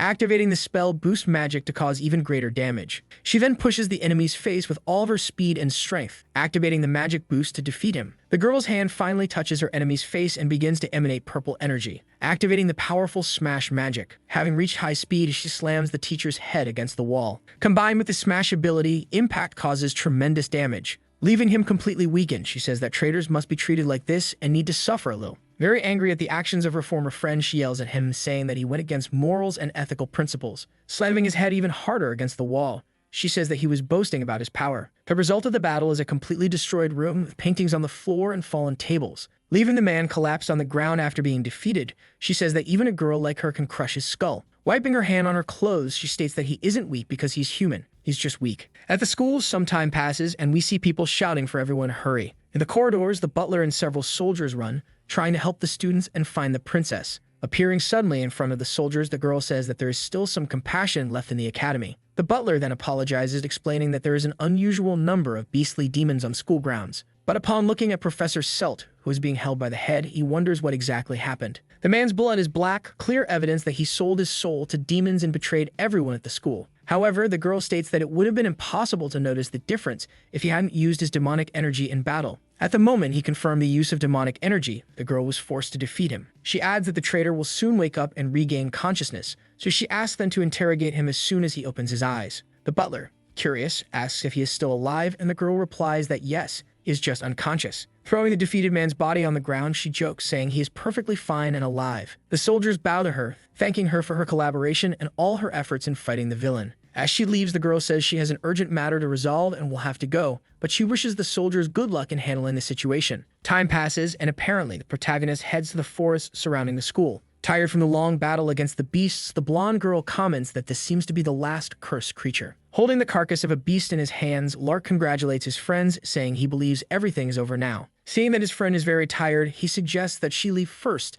to get some rest. But the girl replies that she is worried about the professor's assistant, who is fighting alone against the wicked traitor. She fears for her friend's health, as the enemy is very powerful. The northern warrior and the princess start laughing, annoying Lesty, who asks what those stupid expressions are supposed to mean. Laughing a lot, the hare says there is no need to worry about the professor's assistant at all. The white-haired boy nods, agreeing with his friend. He adds that the assistant was the first to notice something was wrong and acted based on her instincts. Trusting her, he says that she is probably already chasing after the real culprit at this very moment. Tired, the protagonist comments that it was a lot of hard work and maybe it's better to leave while there's still a chance. At that exact moment, her mentor appears, asking what she just said, startling the girl. Trying to change the subject, she says it was nothing, just that the dirt on her clothes won't come off, which really annoys her. Serious as always, the mentor asks her not to use water magic to clean the clothes, since they were a gift from the royal family. While the girl tries to clean them, he adds, asking how she got so dirty, but quickly drops the subject, not really caring. She keeps trying hard to clean her clothes and wonders if her students are safe, but soon dismisses the thought.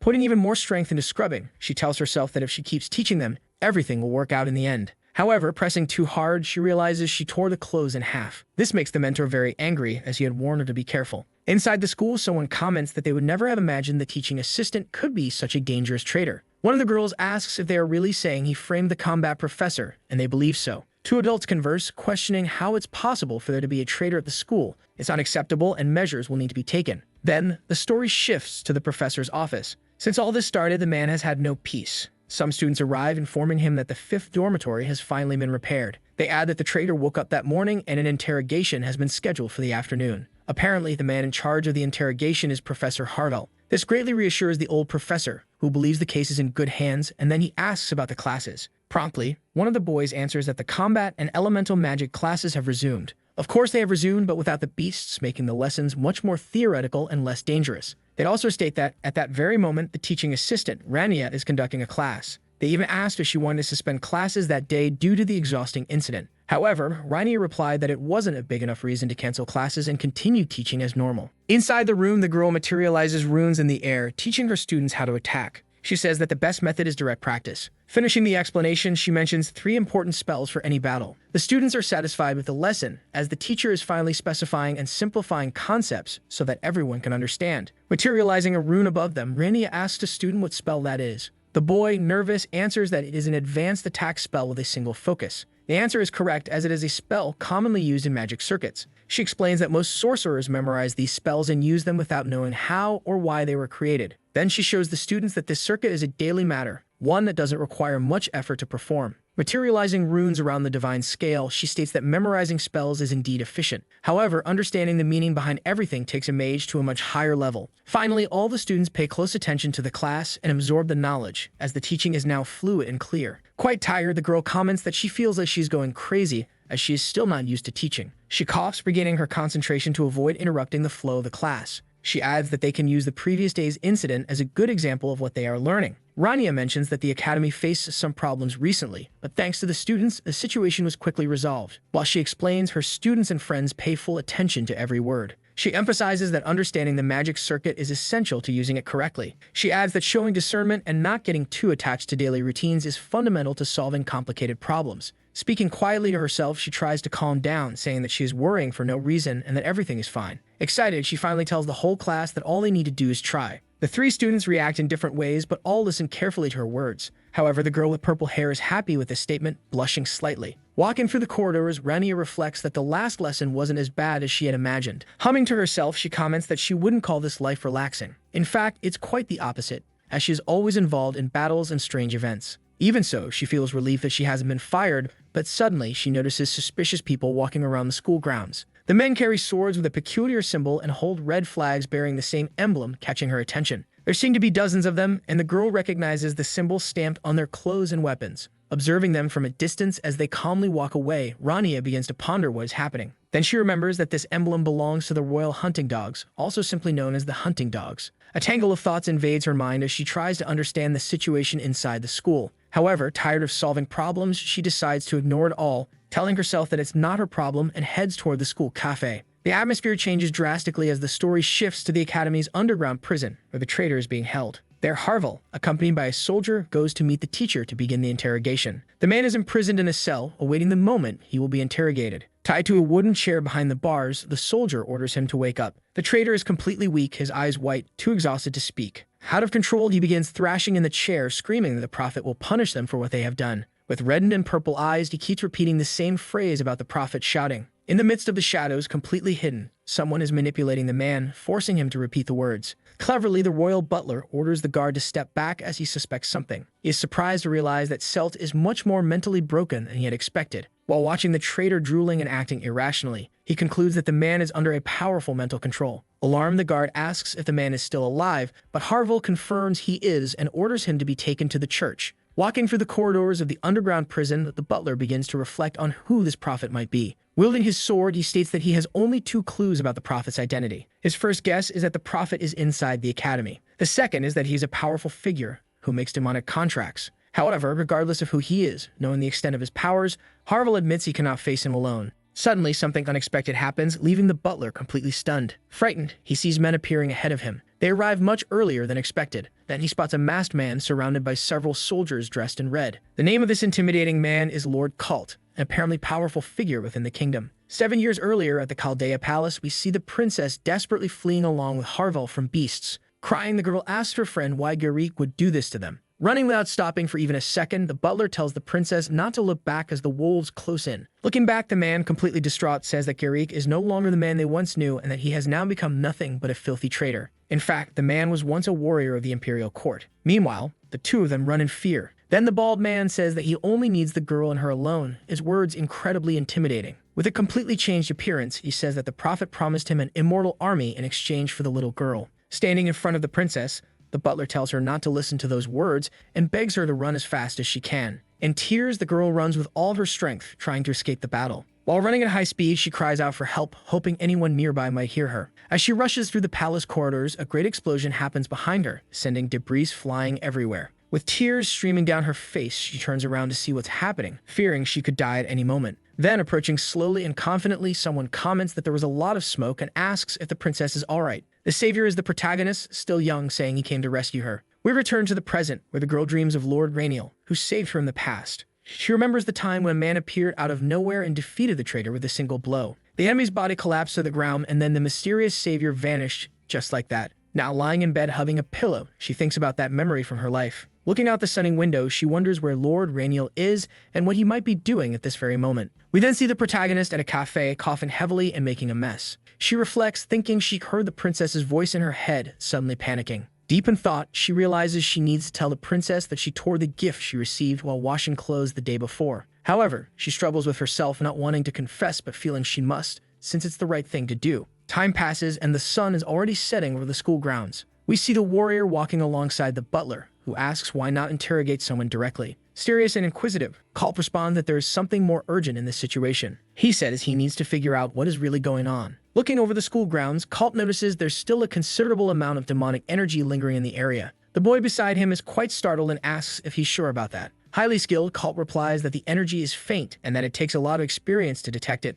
but it's definitely there. We can see several students walking through the school's corridors and streets, heading to their respective places. Left alone for a moment, the butler reflects that he can't feel anything, but he trusts his lord's instincts. Colt is one of the kingdom's most skilled warriors, and before becoming a hound, he was nicknamed the Tracker. He could locate a target in mere seconds and once fought alongside the team of heroes on the battlefield. If his friend says there's demonic energy on site, then without a doubt the information is true. Sadly, the butler reflects that things might have been different if the soldiers had been near the palace 7 years ago. As they walk, something catches the soldiers' attention, and he asks them to wait a moment. He quickly turns around, completely focused on his goal. They realize that the trail of demonic energy leads near the protagonist, which makes them curious. Colt draws his sword, preparing for a long battle. Then he starts running at full speed, gaining momentum for his attack. The girl wasn't paying attention until she suddenly hears the sound of the man's footsteps. He prepares for the strike and finally leaps, shouting that he found the filthy traitor, aiming to defeat them with a single blow. The warrior's attack is so powerful that it completely shatters the ground, sending debris flying everywhere. The nearby students are extremely surprised, unable to understand what is happening. The soldier was so fast that no one could keep up, leaving the butler wondering where he went. Nervous, he considers whether Colt may have targeted the professor's assistant, Rania. Then we see that the protagonist was not completely defeated and is already preparing to counterattack. Fighting back, she wonders who that man is, as his attack scared her far too much. Frightened, while fighting, she questions why he would attack her so suddenly. The two engage in a balanced battle, both being extremely powerful. From a distance, Rabble cannot believe what he is seeing, thinking it's all impossible. The hunting dogs are specialists in direct combat, being the natural enemies of mages as they were trained to face them. The two continue fighting, and it is explained that mages of any kind generally don't stand a chance against this type of royal soldier. However, the protagonist is far more skilled than she appears, managing to fight evenly without taking any damage. The experienced warrior realizes that the girl is clearly holding back in the fight. He also notices that she is not using any real weapon, only powerful magic and spells. As the fight continues without pause, Colt wonders how she can be putting so much pressure on him. In the middle of the combat, the warrior's sword is thrown high into the air, spinning endlessly. He is left completely disarmed, with no way to defend himself from the powerful blows. Clenching his fists, Colt says that this cannot be possible, as he knows it's just a hypothesis. Yet, it's happening. Relaxed as always, the girl complains that her opponent is too distracted during the battle. Sweating coldly, Colt is frightened to realize that everything his opponent is doing is simple yet extremely efficient. Then, knowing he is going to lose, he surrenders, raising his hands and calming the situation. The girl laughs a lot and asks sweetly who he is. The man approaches and comments that he was wondering where his friend had gone, already knowing who she is. Joking a bit, he asks why she looks like that. This leaves the MC completely uncomfortable, as she did not expect to be recognized there. 5 years earlier, in a deserted era, in another world, the protagonist, before transforming into a woman, is running somewhere with a friend, wondering if this is the right path. While running at full speed, the man says he is sure of his hunch. Then, doubting his friend, the MC wonders if his intuition is a bit off but stays silent. Looking at the entire area, the desert is filled with skulls, causing the hero to say he's certain it's not here. Suddenly, a huge creature with several mouths bursts from the sand, causing a massive explosion of debris across the environment. Seeing that the target they were hunting has finally appeared, the warrior mocks, saying that this was what he had been talking about all along. He begins to draw his sword while reciting some phrases out loud. The man is actually the direct assistant of the apprentice Rainiel Cult, who would become a fine warrior in the future. As the battle begins, the protagonist activates some power runes throughout the area, trying to energize and defeat the monster. Lightning shoots from the protagonist's hand as he says he has to finish this quickly to get home earlier. As they run toward the creature preparing their attacks, they see that it is a giant larva with multiple heads and mouths, each with rotating teeth. The two continue battling long enough for the day to start turning into night and the sun to set. Several pieces of the creature lie scattered on the ground as the two comment that they wish to retire from the battlefield. Resting after finishing the fight, Cult asks his friend what he will do after retiring, asking if he will inherit the Grey Tower. The protagonist promptly responds that he prefers not to inherit it, as the old men there are very annoying and irritating. Maybe in the future, he says he might become a teacher, causing his friend to mockingly joke that he feels sorry for the students of that school. This leads to a silly fight between the two as Rainiel gets offended and insults his friend. After receiving a punch to the head, the boy starts crying, begging for mercy and to be spared. Later, recalling the memory, the warrior has broth dripping from his eyes as he screams for his friend to run. An army of skeletons led by an undead is approaching, terrifying and causing fear in everyone around. In the midst of a very harsh battle, the MC has a fearful expression but doesn't back down, continuing to fight. While his friend runs, destroying skeleton after skeleton, the protagonist wonders why one of the four holy kings is here. The villain is known as the Sword of Death, but his personal name is Garnicult. He is an extremely powerful and unmatched target.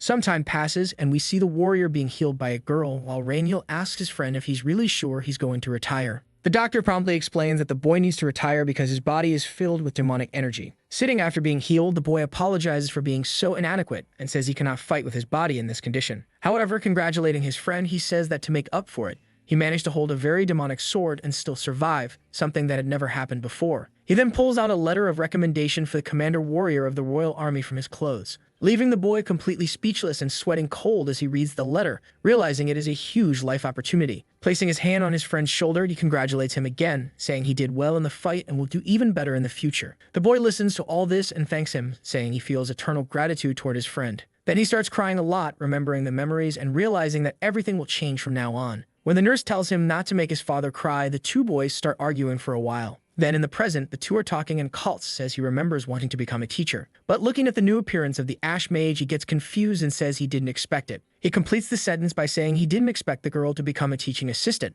Returning to the topic they were discussing moments before, he pulls out the small altar from Bozo and says that the demonic energy the boy was sensing was coming from it. Showing the remains of what used to be the item, he says he found it in the underground sewers. He then adds that the culprit behind the Academy invasion knows about this altar, also saying that it's not even worth mentioning the similarities between the previous cases and this one. He explains that in those cases, the cursed ones were talking about the prophet or something like that. Although he thought he had cleaned up the last trace of demonic energy, he congratulates the boy for having a much sharper sense than hers and for noticing the curse. Jokingly, the boy asks if that can be considered a compliment because the girl speaks in such strange ways. Then he politely asks for the altar from his friend, saying he wants to start investigating it himself. The boy then starts staring intently at the woman's face, making the protagonist very uncomfortable and making her ask why he's staring, wondering if there's something dirty on her face. The boy promptly asks how her work is going, saying she looks more lively than he thought she would. Responding, the girl says it's a pain in the neck because it's such a boring and tedious job. She explains that the old men from the academy always barge into her room whenever they want, offering her a spot in the Grey Tower and wanting to train her. They are so annoying that they follow the heroine through the school's corridors and wherever she goes, making different offers. Recalling past memories where the MC was irritated with the academy's old men, the boy says they've always been like that. Returning to the subject, he says the commotion spread to the Black and White Towers and other places as well. But at least in this school, the girl says she found students worth teaching, as they are good and dedicated. Happy and smiling, the warrior says he's glad for his friend's life and how far she has come. However, this greatly irritates the girl, who asks if he is even listening because there is nothing happy or cheerful in her story. Getting up to end the conversation, he says that actually he is happy she managed to settle down somewhere. Starting to leave, he says he never thought you would ever say something like that, because when he heard that his friend had been expelled from the hero team, he was really worried about her health, leaving the girl speechless, trying to formulate a sentence but still unable to. Laughing, Cult says she's not the type of person to accept being expelled just like that and explains what she did afterward. Then the girl replies that she never thought she would worry about the warrior, but if you live long enough, anything can happen. She then adds that, as the boy's former mentor, she wants to give one last piece of advice. Then suddenly, she places her hand on his chest, emanating blue magic, and activates her punishment spell. Catching him by surprise, she activates the spell on the man's chest, throwing him far away and causing moderate damage. Laughing a lot after getting her revenge, she gives the tip that he should improve his habit of attacking people out of nowhere. After being launched with full force, he lands in front of some bushes, saying that the girl hasn't changed a bit over the years. The conversation between the two lasted so long that night and already fallen at the school. Walking through the corridors, Lesty thinks that it's already very late and he's breaking curfew. Then, out of nowhere, someone speaks behind the girl, saying it has been a long time since they last saw each other, startling her and leaving her speechless. The person appears suddenly with brown hair and looking much older as he approaches the girl. The man gets very close, making the girl realize exactly who he is, and his name is Elder Gillian. Arcadia is the name of a great nation that existed hundreds of years ago. From one day to the next, this majestic country was reduced to ashes by 4 individuals, the first being the black dragon Belial. The second responsible was Gredos, the renegade. The third was the skull-faced villain the protagonist had previously faced, Garnicult, the Sword of Death. Last but not least, there was the ancient lich named Skeeble, an incredibly powerful skeleton. However, those chosen by the stars never gave up on their mission and built a city atop the destroyed kingdom. They gathered their forces as much as they could, heroes and saintly sorcerers, alchemists and mages. The mages created separate towers to fulfill their goals, and the king assigned colors to each tower. The Black Tower became known for incarnation and enchantment magics, holding many powerful runes. Meanwhile, the White Tower became known for elemental magic and the manipulation of elements like fire, air, earth, and water. Each tower pursued its own research within its division for the personal goal of reaching the peak of magic. However, the Grey Tower is different as it doesn't care about each individual's academic past, and its sole purpose is to revive Arcadia's lost magic. Returning to the present, the brown-haired man says he is disgusted to see the girl so withered and weak, leaving her shocked and speechless, apologizing for her behavior as if she were in the wrong. Shouting loudly, the man asks if she has forgotten that she is supposed to be the next master of the Grey Tower, showing his frustration, leaving the girl extremely embarrassed and frightened, hugging her books tightly. As he yells, he says he won't repeat himself again and demands she fix her posture and walk with pride. Shy and very afraid, the girl apologizes from the bottom of her heart for not living up to her master's expectations. Irritated, he scratches his temple and says that's enough. But then, the man reveals why he came here in the first place, asking the girl to tell him everything she knows about Rania Ventrias. Frozen and without a reaction, the girl slowly forms her sentences, saying that Rania is an apprentice and the adopted daughter of Elder Rosal. She adds, while her mentor listens, that the girl is teaching all the basic fundamentals of mana. Being as impatient as always, the man interrupts her and asks if that's really what she thought he wanted to hear. Pulling something from his clothes, he humiliates her by saying he never even had a spark of expectation for her. But seeing her made a fool concerns him about the girl's future. He then pulls a black object from his pocket, surprising the girl. When she asks about the Grey Tower, the man replies that she is correct about her assumption. He adds that anyone with intelligence would understand the value of a letter of recommendation made by him. Some time passes, and we return to the cafe where the protagonist is resting. Some students are gathered, chatting about various topics. 2 others are talking about studying for the exam, and one responds, confused, that he didn't even know there would be one. Sitting in the corner, the protagonist gets irritated, feeling that this cafe is getting more and more crowded. She recalls the conversation she had earlier with her friend, reflecting on the words said at the time.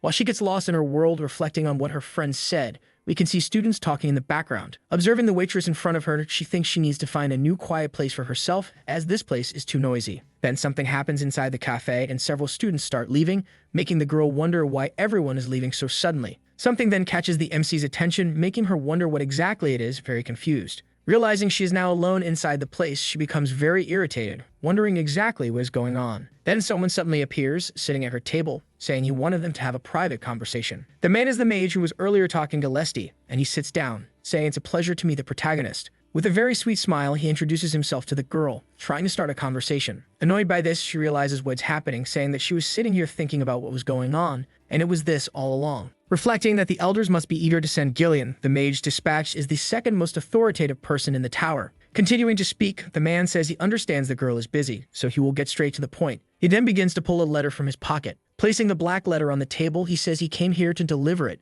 It seems to be something important. Leaving the girl a little surprised, he adds that, as a mage, she should understand the real importance and meaning of this envelope on the table. Very confused, the girl, who didn't understand why the letter was given to her, says she heard that the Grey Tower balances its internal power among 6 elders. Realizing the girl's cleverness, the man praises her, saying she did her homework, but he asks if he cares about the final balance. He says this is a personal letter of recommendation from himself, one of the 6 most important elders. The clock ticks and time passes as the girl sits thinking and reflecting about the matter and the letter. Outside, the singing of birds can be heard while the cafe remains empty. As the girl gazes around the cafe in contemplation, the man adds that any mage would defeat enemies just to have this recommendation. And the moment the girl accepts the letter of recommendation, she will become the true heir to the Grey Tower. Irritated, the elder is becoming more frustrated as he realizes the girl isn't paying much attention to his speech. Noticing that she's just sipping her coffee and ignoring everything, he gets even angrier, especially because she hasn't even looked at the letter. She shows no expression, making it impossible for the man to read her thoughts.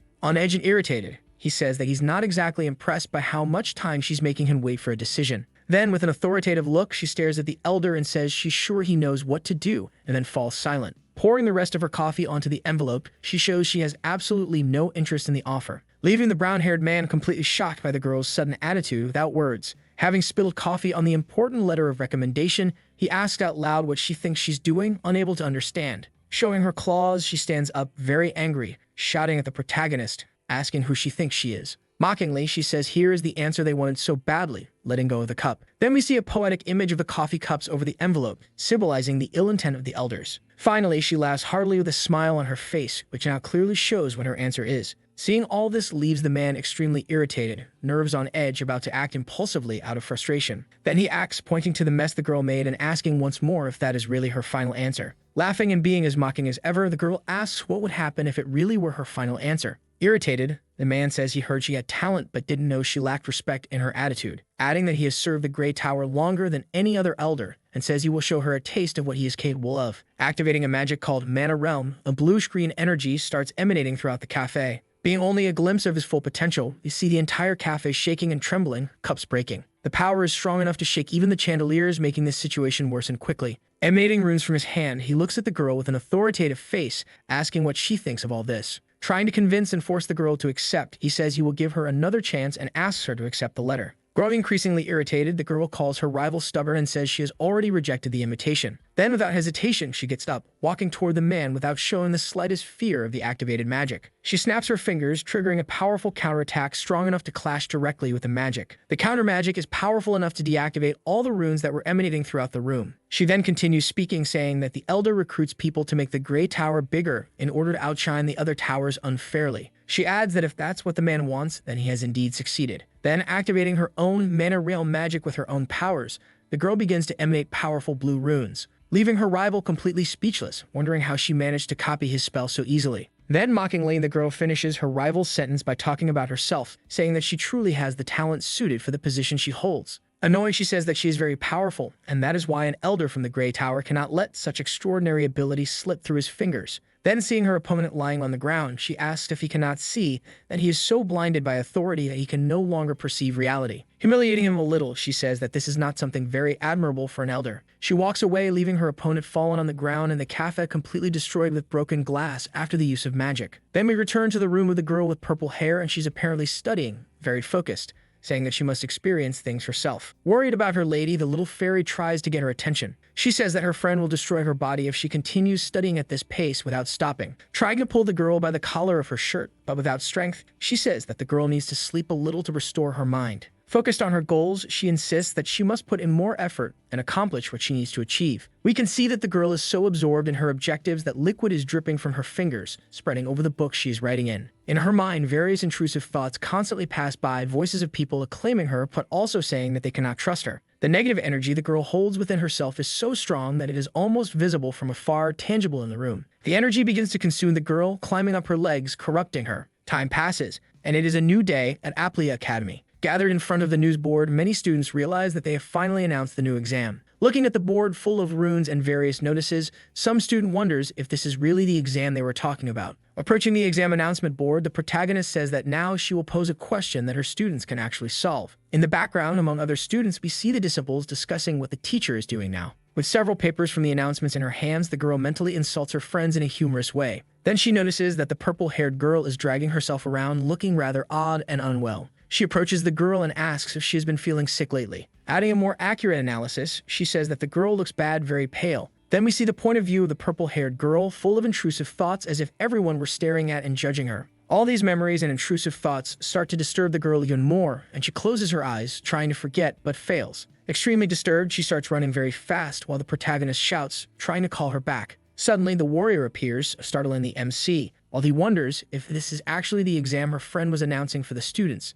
Seeing the boy, she sarcastically remarks that he finally returned and took his sweet time. She adds to her sentence, asking if he finally managed to discover anything more about the altar. She jokes, asking if he thinks he can be confident just because he changed his appearance, and he retorts, laughing, that he doesn't think so. Something catches the boy's attention, and he stops the conversation midway, staring at something. He says that what the girl just mentioned will make this conversation move forward much faster, as he has something in mind. Looking at all the papers, he starts trying to organize them while complaining that it's very irritating. Trying to hold them in his hands, he says he has already done everything he could to prepare them, but something happened. He states that what is most worrying is the altar, which remains a big unresolved problem, because even if he manages to remove the demonic energy and break the altar, it can still open a portal somehow. The worst part is that nothing can be done until the gate opens, and the disaster will not end until every demon is defeated. Changing the subject, the boy interrupts himself and says that people are looking for excuses to complain around the MC. This makes the girl very irritated, and she kicks the soldier while asking if he's blaming her. Time passes around the academy, and finally night falls.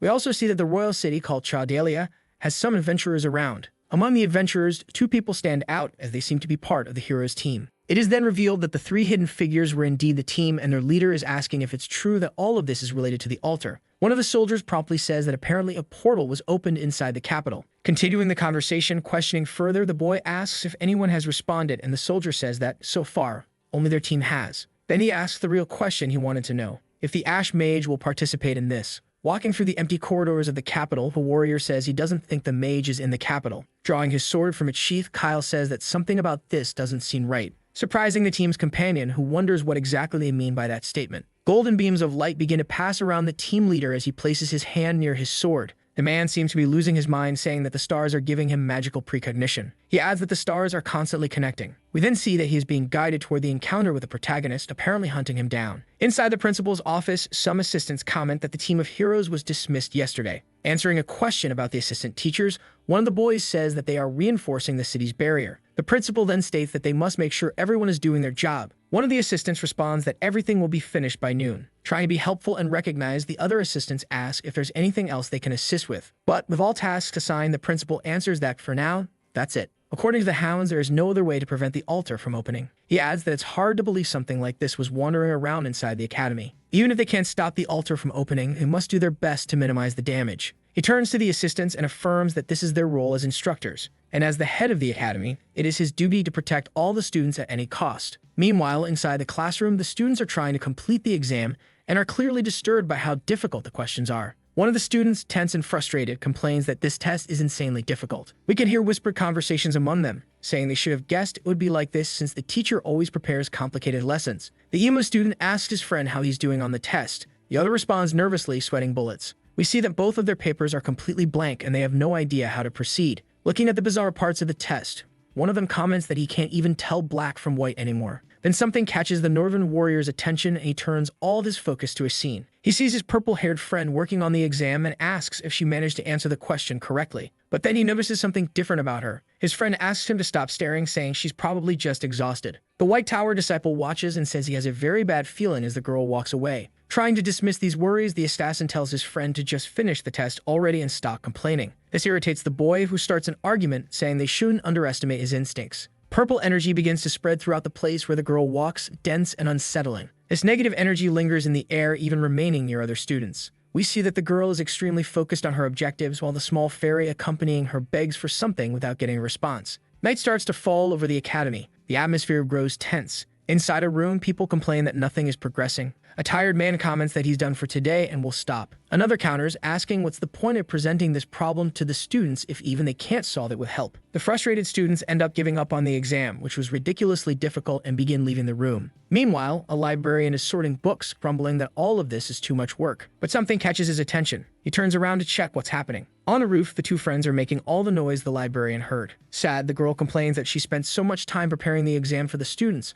only for no one to be able to finish it. She continues complaining, saying that creating a test like this is difficult because it requires understanding instructional rules. But then she tires of the topic and states that now none of that matters anymore. Sadly, she says that all they can do is wait for the altar to appear, and the only thing they can do is prepare for the worst. Then the warrior calls his friend's attention, wanting to say something important, making her wonder what he is talking about and why he is putting so much emphasis on it. Finally, he says that to help the Magic Academy, the school director is called the Hero Team. Laughing, the girl says she thought it would be something more important and wonders if he really thought she would be angry about it. Answering her question, the boy says that honestly, he thought she would be very irritated. Laughing, she says she can separate her personal life from her work and wouldn't be affected by something so silly. She then adds that it's better to have those useless ones around since they can at least clean up the mess. Completely speechless, the warrior wonders if they're really going to make the hero team the school's cleanup crew. Cracking her body, the girl says that now she has more knowledge about the medium. Surprised to hear this, the boy asks if she finally managed to identify where the trail is coming from. The girl says that she has a slight hunch so far, wherever it may be. That's it. However, she adds that it will become dangerous if overly stimulated,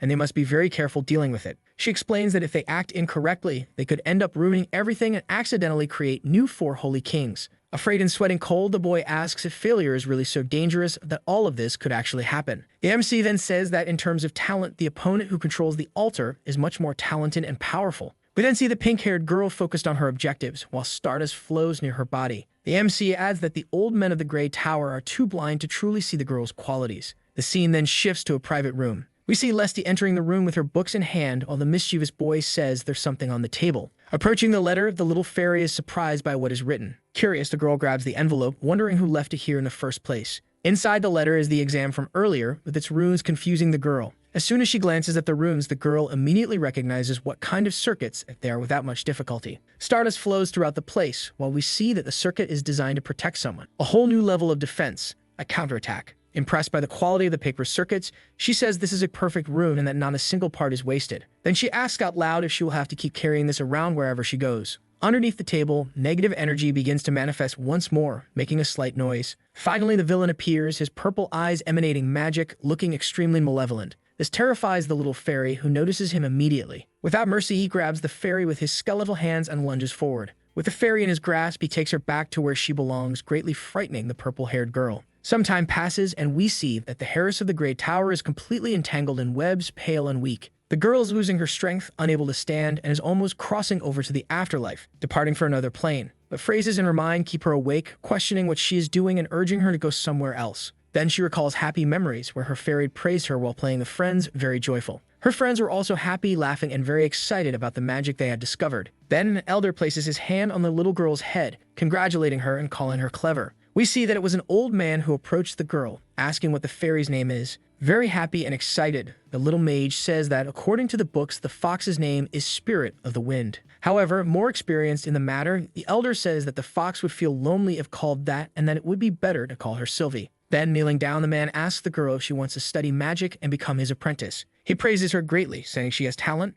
making the girl and her fairy very happy. Taking the prodigy's hand, he says she has enough talent to guide an entire era. All these good memories begin to pass through the girl's mind, keeping her awake and helping her escape the corruption of the negative energy. While they were waiting, the two finally noticed that the energy must now be surrounding the school. Complaining, the boy says that his friend was very impatient because she knows who the medium is but can't figure everything out. But retorting, the teacher says that her target is too cowardly to show himself. She then explains that once she became a medium too, she was able to feel all these different magics. Not fully understanding the sentence, he agrees, trapped in his thoughts. Then he finally realizes the gravity of what his friend just said, wondering what she meant. When asked when this happened, the girl answers that it was shortly after she was left alone and saw the calamity with her own eyes. She explains that at that moment, he and Kyle were going through a rough patch in their friendship, because he was talking about giving up being a hero and it was horrible to hear. He kept getting disturbed by voices in his head, seeming to grow more insane. And then, shortly after that, the evil skeleton managed to capture the hero with all his claws. The monster's influence was so strong that it wiped the protagonist's mind and trapped him in a dream. Curious, the boy asks if his friend has ever been to another world before, and she replies that you could say something like that,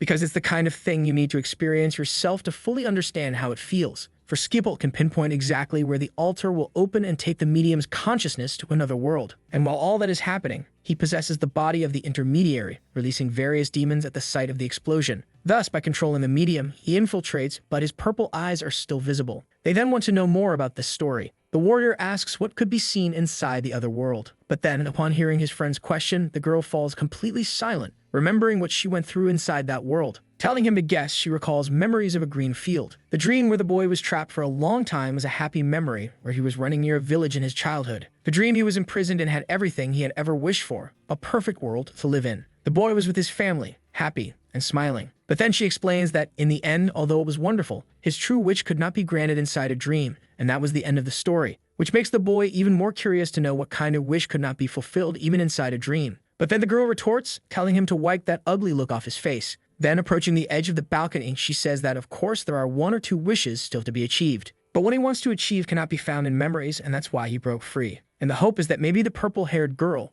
also has the same kind of unreachable dream. Then we return to the intrusive thoughts of the girl, which continue at full speed, cursing and belittling her without stopping. Entangled in the villain's webs, various negative spirits appear, insulting her heavily. Crying, the girl wonders what is happening, feeling very scared and miserable. Then screaming very angry, she says she doesn't want to see this anymore, breaking the webs around her. Furious, she screams again that she doesn't want to see any more of those annoying memories while glass shatters around her. Then we see an old bearded man talking with Lesty. He is bedridden and very frail, saying that he understands why the girl is so scared. Holding her hands, he says that there are moments when humans must act selfishly and for themselves, saying that the price the girl had to pay to discover her talent was far too heavy for such a young child. However, now everything is different and she is already grown and more aware. Then we see that in the forests around the academy, a very strange movement begins. Inside the academy itself, loud crashes and noises start, perhaps indicating that the portal is opening. Finally, the two who had been waiting for the tremors realize that it is starting and that the portal is opening. Amidst the students, the boy asks if the medium is one of the students,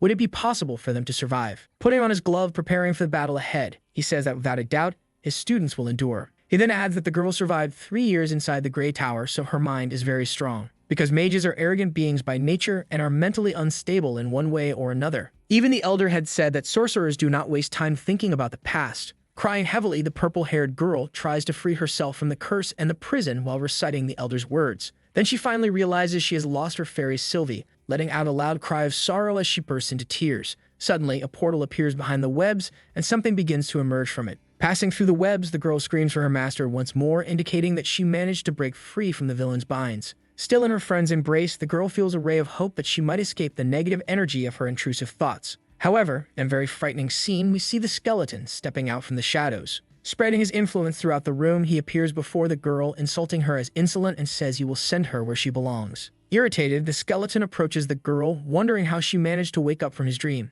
Coming out from under the villain's influence, the girl begins to realize who has been cursing her all this time. Then the ancient lich says that if she had remained still, he would have offered an easier path. But the girl knows she would never accept any kind of deal from a villain like him, and she becomes angry. Clenching her fists, she begins to focus on the battle ahead, even knowing she might be defeated. She activates her summoning magic, creating various animals to assist her in this difficult fight. Activating also the multiple summoning ability, she summons many lions and unicorns at once. Even though all the magic in the place is being completely dominated by the Elder, the girl is determined to try and summon her servants with her green magic. Casting her central attack magic, all her summoned creatures charge fiercely and recklessly toward the skeleton, releasing the summons that nearly cover her opponent. With a single blow, the creature destroys all the summoned animals while asking if the girl wasn't satisfied with the dream she was having. This completely astonishes her, seeing how easily her enemy wiped out her summons. Then he extends his giant claws toward the girl, telling her to sleep a little longer, until the end of everything. But the student is not ready to give up yet, saying that if things continue like this, she will lose consciousness once again. She needs to find a way to stay alive and awake longer, invoking a very perfect blue rune. However, it becomes clear that she wasn't the one who summoned the runes as she looks on surprised, wondering what she is seeing. Then, cleverly, her friend realizes that what was activated was Professor Rainia's defense circuit, and now the stardust around her is colorful, flowing through the girl's body and assisting in the fight. Crying with happiness, she touches the runes, saying out loud that her friend had been watching the entire time, taking care of everything. Extremely irritated, the enemy roars in rage, insulting the Ash Mage. He then starts to move to fulfill his objectives, asking the stars to complete the curse. Extending his skeletal hand, he says he is furious with this external interference. Then we see that the rune is protecting the girl from the presence of the Holy King, while something tells her that this is not external interference but simply normal intervention. However, the skeleton begins to laugh, realizing that indeed it is the Ashen One once again. Nevertheless, all of this deeply unsettles the purple-haired girl, who is severely affected by the enemy's presence. Then strange sounds arise as a purple cloud with black details starts spreading throughout the room. Irritated, the villain screams, wondering when the girl will stop bothering him. His scream is so loud that it shatters the glass in the room.